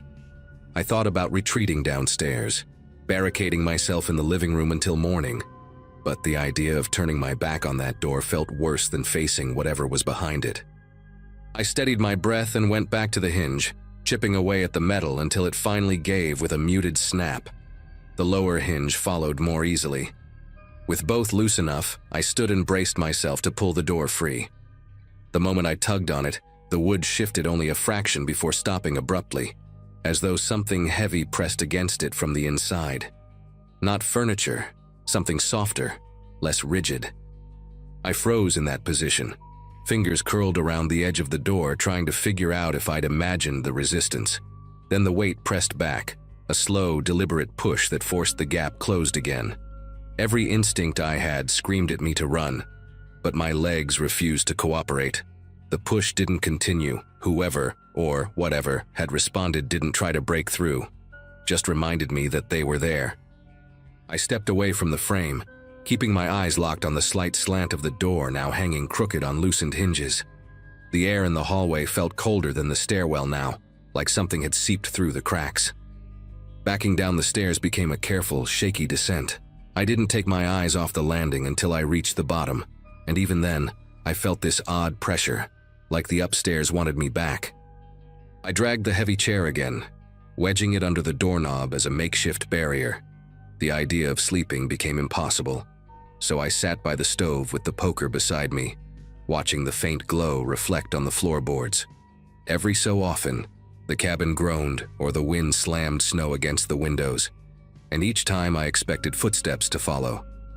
Hours passed without another sound from upstairs, and the stillness didn't bring relief. Felt watchful, like the house had paused mid-breath waiting for me to react. I kept glancing toward the dark stairwell, half expecting a shadow to appear at the top. Around sunrise, the storm finally softened, leaving the world outside buried in fresh snow. I didn't waste a second. I grabbed my bags, threw everything into the truck, and kept the engine idling while I did one last sweep of the cabin from the doorway. The upstairs remained quiet, the crooked door unmoved. I stepped onto the porch, ready to leave this whole nightmare behind, when I noticed something that stopped me cold. A new set of footprints leading away from the house, heading straight into the thick trees behind the property. They were deep, clearer than the ones I'd seen the day before, and spaced like someone had been walking unhurriedly through the storm. No prints circled back, no tracks approached from any direction.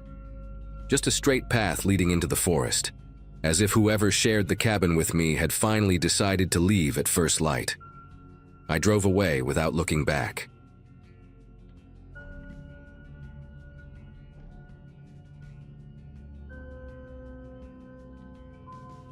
Snowstorms never used to bother me, at least not back when I worked late shifts and was used to driving through just about anything. That day, though, the sky had turned into this churning white wall that felt almost unreal, like someone had shaken a giant snow globe and forgotten to stop.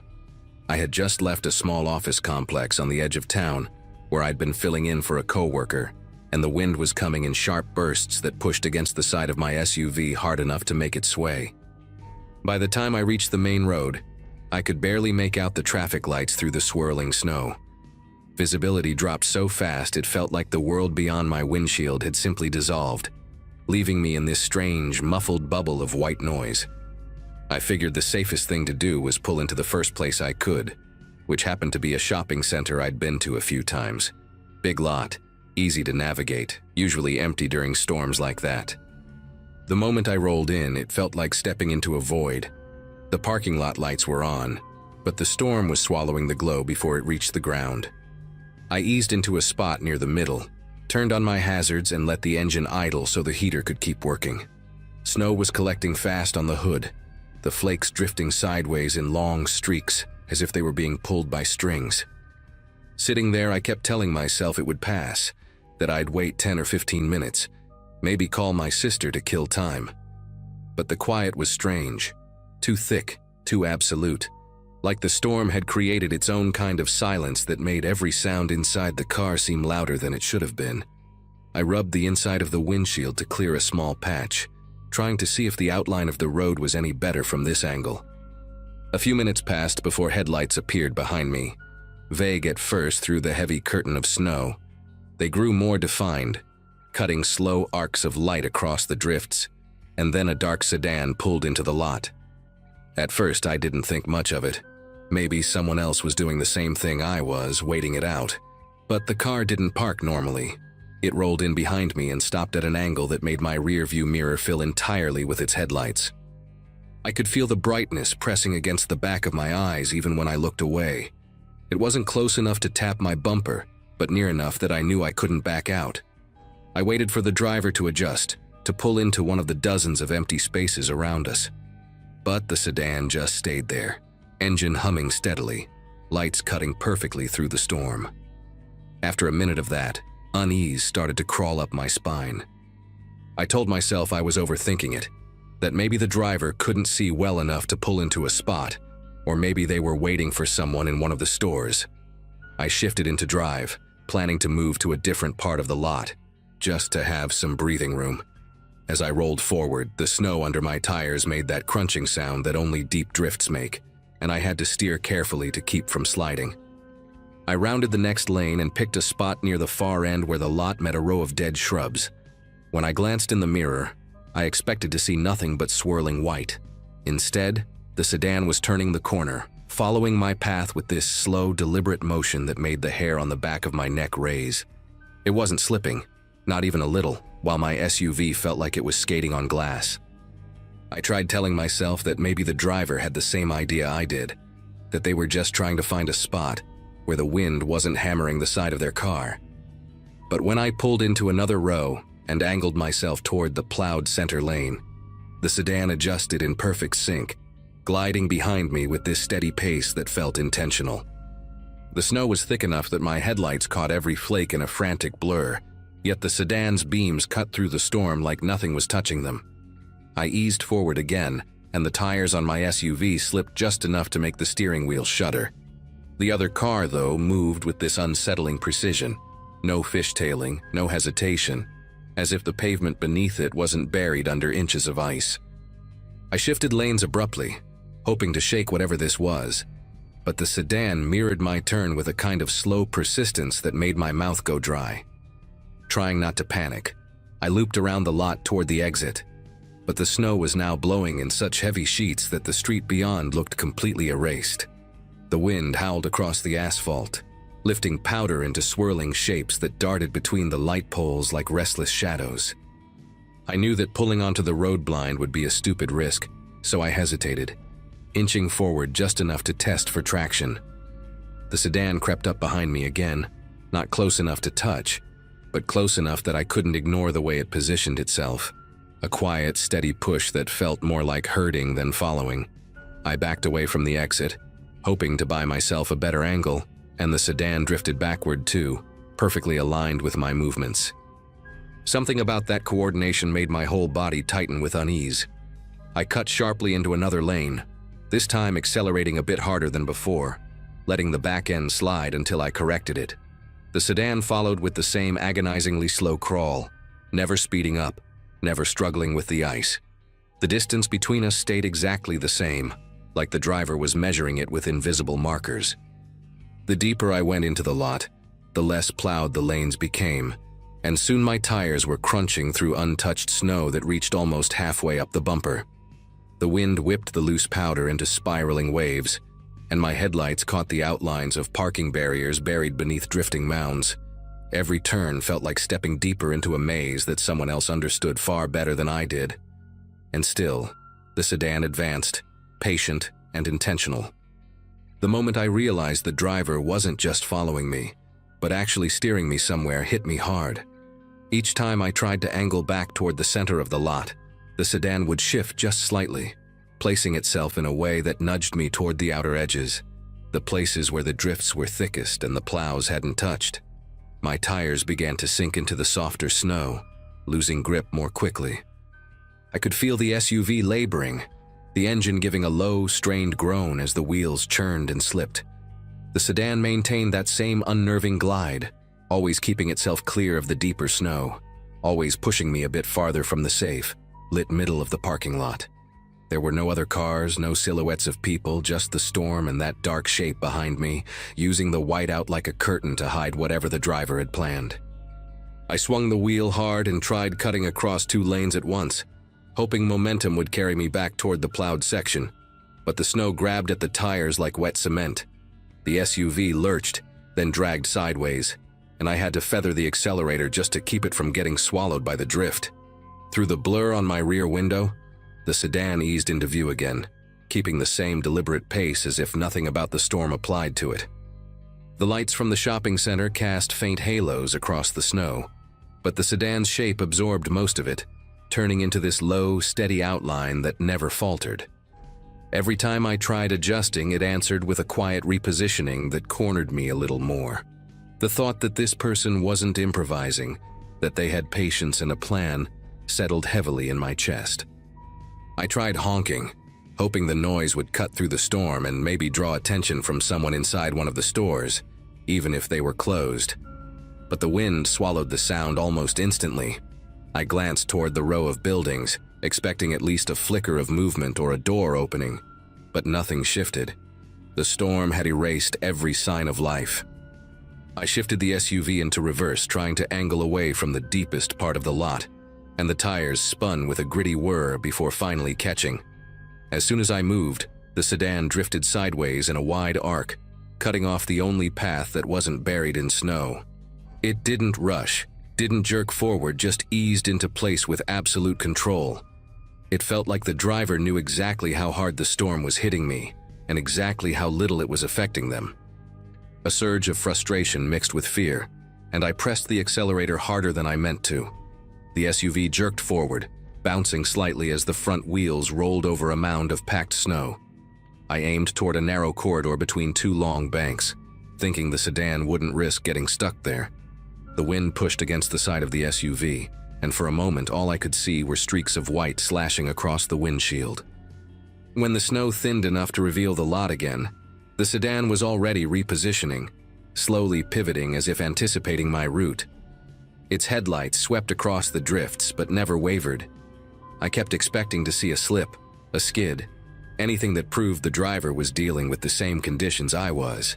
But the sedan moved almost like it had its own traction, its own rules, its own quiet confidence in the storm. As I neared the narrow corridor, the snow piled higher than I'd realized, reaching nearly to the grill. I knew if I went any farther, the SUV might bottom out, and then I'd be truly stuck with nowhere to go. The sedan crept closer, not speeding up but tightening the distance in a way that drained the little room I had left. The air in the car felt heavy, like it was pressing inward with the same density as the storm outside. I kept scanning for an opening, a break in the drifts, a clearer path, anything. But the sedan angled itself to cut off every option. It wasn't chasing anymore, it was corralling, positioning, closing the circle one careful adjustment at a time. And the terrifying part wasn't the storm or the isolation. It was realizing that whoever was inside that car had chosen me, specifically, and wasn't waiting for visibility to improve. They were waiting for me to run out of space. I stopped trying to outmaneuver the sedan and focused instead on keeping the engine running. The wind buffeted the SUV so hard it made the windows tremble, and snow piled against the doors like it was trying to bury me in place. The sedan crept closer until its headlights filled the back window again, bright enough to wash the interior in a pale glow. I could see the shape of the driver only as a dark silhouette, sitting unnervingly still. No gestures, no attempts to communicate. Just that unmoving outline watching through the glass. My pulse hammered as I realized the storm had given them exactly what they needed. An empty lot, zero visibility, and a single target with nowhere reliable to go. I tightened my grip on the steering wheel and tried to steady my breathing, knowing that panicking would only cloud whatever chance I still had. The idea came to me suddenly, irrational, desperate, but the only thing that offered even a sliver of hope. If I could reverse straight toward the sedan, not to hit it but to force it to shift position, maybe I could create just enough space to swing around and get back to the plowed section. It felt reckless, but so did staying put. I shifted into reverse and gave the SUV a sharp tap of gas. The wheels spun, then caught, and the SUV slid backward a few feet before the sedan reacted.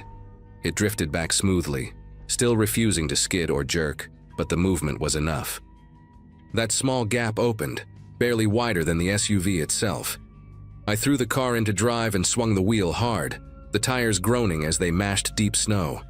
The front end kicked sideways, then straightened as the SUV lunged toward the center of the lot. I didn't look behind me. The storm had thickened again, turning everything into a white curtain broken only by faint silhouettes of light poles. I aimed for the faintest strip of darker pavement, the one path that looked even remotely cleared. The SUV bucked once as it rolled over uneven snow, then steadied as the tires found better traction.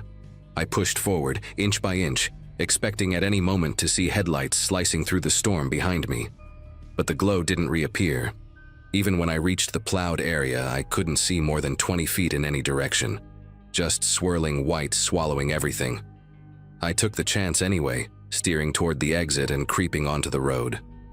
The wind was fierce, but the pavement underneath felt more solid than anything in the lot. Once I made it onto the main street, I kept going until my knuckles ached from how tight I was holding the wheel. I drove slowly, hugging the edge and watching for any sign of that sedan, but nothing emerged from the storm. Not a single pair of headlights appeared in my mirrors. When I finally reached a gas station with lights bright enough to cut through the haze, I pulled in and parked under the canopy. I stayed there until the storm eased up, long after the SUV's heater had dried my coat and melted the snow on my boots. No one else ever pulled into the lot behind me. To this day, I don't know if the sedan stayed in that shopping center or vanished the moment I left, but I never forgot how deliberately it moved, how silently it closed in, and how the storm felt less like weather and more like someone's cover for something I was never meant to understand.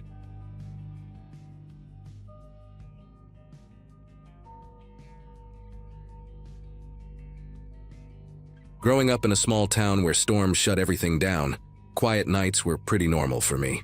That winter, I was 17, and spending the day stuck at home because the roads had already turned into thick white tunnels by mid-afternoon. My mom was working an overnight shift at a clinic 2 towns away, and my older brother was visiting friends out of state, so I had the house to myself.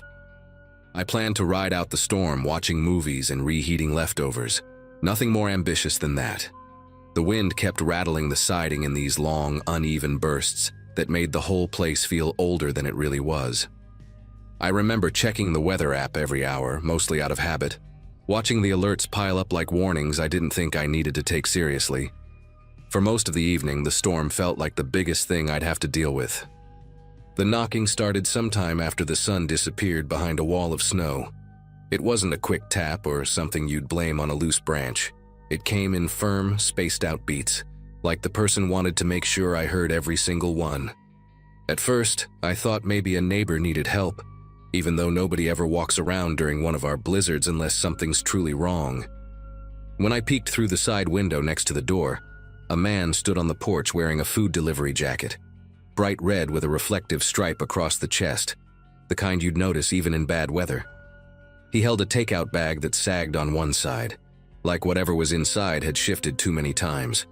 He wasn't shivering, even though the wind was blowing straight at him. When he saw me behind the curtain, he lifted the bag a little and tilted his head, waiting. He called out that he had a delivery for the emergency order placed from this address.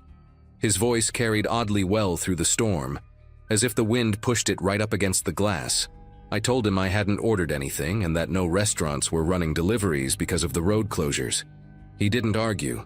He just said the order came from inside my house, like he was repeating a line someone had coached him to say. The way he stood didn't match the cold at all. He kept his shoulders relaxed, one hand in his pocket like he was waiting at a bus stop instead of standing knee-deep in snow. Something about that calmness in weather that brutal made the air in the room feel heavier. I told him again through the door that he had the wrong place. He didn't move. He didn't respond. He just lowered the bag slowly, as if testing my reaction. Then he stepped off the porch. For a second, I thought he was leaving, but he veered toward the side of the house instead of heading back down the driveway. His boots pressed deep into the untouched snow, leaving sharp impressions that the wind hadn't had time to cover. I heard the crunching get closer to the living room windows, and the shape of his jacket brushed past the edge of the blinds. He didn't knock anymore. He just circled, pausing at each window like he was checking for weak points. I turned off every light I could reach, hoping darkness would make him go away, but the sound of his steps kept drifting from one side of the house to the other. At one point, something tapped lightly against the kitchen window, not loud enough to break anything, but deliberate enough that I knew exactly who it was. The storm outside felt easier to handle than whatever was walking around my house. For a long stretch, the only thing I could hear was the wind pushing against the walls and the faint scrape of his boots shifting positions. I stayed crouched near the hallway, where I could see parts of the house without being visible from any window. My phone kept losing signal, so every attempt to call my mom or the non-emergency line ended in a frozen screen or a dropped connection. The outage made the house unnervingly quiet between gusts, the kind of silence where every small noise snaps into focus. At one point, I thought he had finally left because the footsteps stopped completely. I waited a full 10 minutes before poking my head toward the living room window. That's when I noticed a shadow near the far corner of the porch, still as a statue. I couldn't make out his face, but the reflective stripe across his jacket caught a bit of light from my neighbor's generator, just enough to show he was still out there. The storm kept intensifying, which made his persistence even stranger. No normal delivery driver or anyone with common sense would have stayed outside in weather like that unless something was seriously wrong. Every so often he'd test another window, never forcefully, just these soft, methodical taps or a brief rattle of the frame. It felt like he was studying the house more than trying to get my attention. I remember gripping the edge of the wall so hard my fingers went numb, trying to listen past the sound of my own breathing. I didn't dare move to another room. It felt like shifting around might somehow encourage him. When the tapping reached the dining room window, I heard him mutter something too low to understand, like he was repeating directions to himself. Eventually, I managed to get a single text out to the sheriff's office. Nothing fancy, just my address and the fact that someone was trying to get inside. I never got a confirmation that it sent, but it was the only thing I could think to do. Minutes after that, the sounds outside changed. Instead of tapping or footsteps, There was this dragging noise along the outer wall, almost like he was brushing the takeout bag along the siding. When it reached the back door, something nudged the metal just hard enough to shake it in the frame. That door had always been sturdy, but hearing it shift even a little made my chest tighten in a way I still remember clearly. I sat there with my knees pulled in, watching the shadows move across the kitchen floor whenever the wind changed direction. What scared me most was how patient he seemed. He never shouted, never banged, never acted like someone frustrated by being ignored. It felt like he had all night to wait me out. The blizzard kept covering his earlier tracks, but every time he circled the property, he carved a new path into the snow. I stopped trying to follow his movements and just waited, hoping that help was actually on the way. After what felt like hours, I heard the distant rumble of an engine. Slow, heavy, the kind of sound that didn't belong to a normal car. The noise made him pause. I could tell by the sudden stillness outside the kitchen window. For the first time since he arrived, he stepped back, retreating toward the edge of the yard. I didn't move until the engine grew loud enough to shake the floorboards. 2 deputies showed up in a patrol truck outfitted for heavy snow, their headlights cutting long, pale arcs across the yard. When they got out, the man in the delivery jacket didn't run, not right away. He lingered near the tree line as if weighing his options, the takeout bag still hanging loosely from his hand. One of the deputies called out to him, and instead of answering, he turned and disappeared into the whiteout so smoothly, it looked like the storm swallowed him whole. They didn't bother chasing him. Visibility was too poor, and they were more focused on checking the house and making sure I was all right. When I opened the door for them, the blast of cold air felt almost unreal after so many hours of being trapped in that dim, silent house. They walked the perimeter while I waited just inside the entryway, watching their flashlights sweep across the snow. The storm had buried most of the earlier footprints, but a few deeper impressions showed where he'd circled over and over again. The deputies noticed something else too. Prints leading up to windows I hadn't even realized he checked, including the small basement one I always forget exists. The delivery jacket bothered them immediately because they knew every restaurant for miles had shut down before the roads became impassable. One of them asked if he'd given a name or mentioned any kind of mix-up, but the only thing he ever claimed was that someone inside placed an emergency order. Hearing that phrase repeated by someone else made it sound even stranger than when he'd said it himself. They stayed with me until the storm eased enough for their dispatcher to confirm other reports. Apparently, a man wearing various delivery jackets, different colors, different brands, had tried approaching several houses that night. In some of those cases, homeowners heard him trying door handles or sliding something along the window frames. Nobody had opened their doors either, mostly because nobody was expecting food in the middle of a blizzard. The deputies suspected he'd been targeting places where cars were gone or lights were low, hoping someone might panic and let him inside. Knowing it wasn't just me he approached made the whole situation feel bigger than a random misunderstanding, like he'd planned a route through the storm. By morning, the snow had settled, and the world outside looked clean and untouched, as if nothing had happened. But their tire tracks and the faint remains of his footprints were enough to remind me otherwise. The sheriff's office never caught him, at least not that I ever heard. Still, after that night my mom replaced every lock, added motion lights, and had me keep the house phone plugged in at all times. The deputies told us I'd done the right thing by refusing to open the door, especially with someone impersonating multiple delivery services. Even now, whenever a winter storm rolls in, I can't help glancing at the windows more than I need to, listening for sounds I hope I never hear again.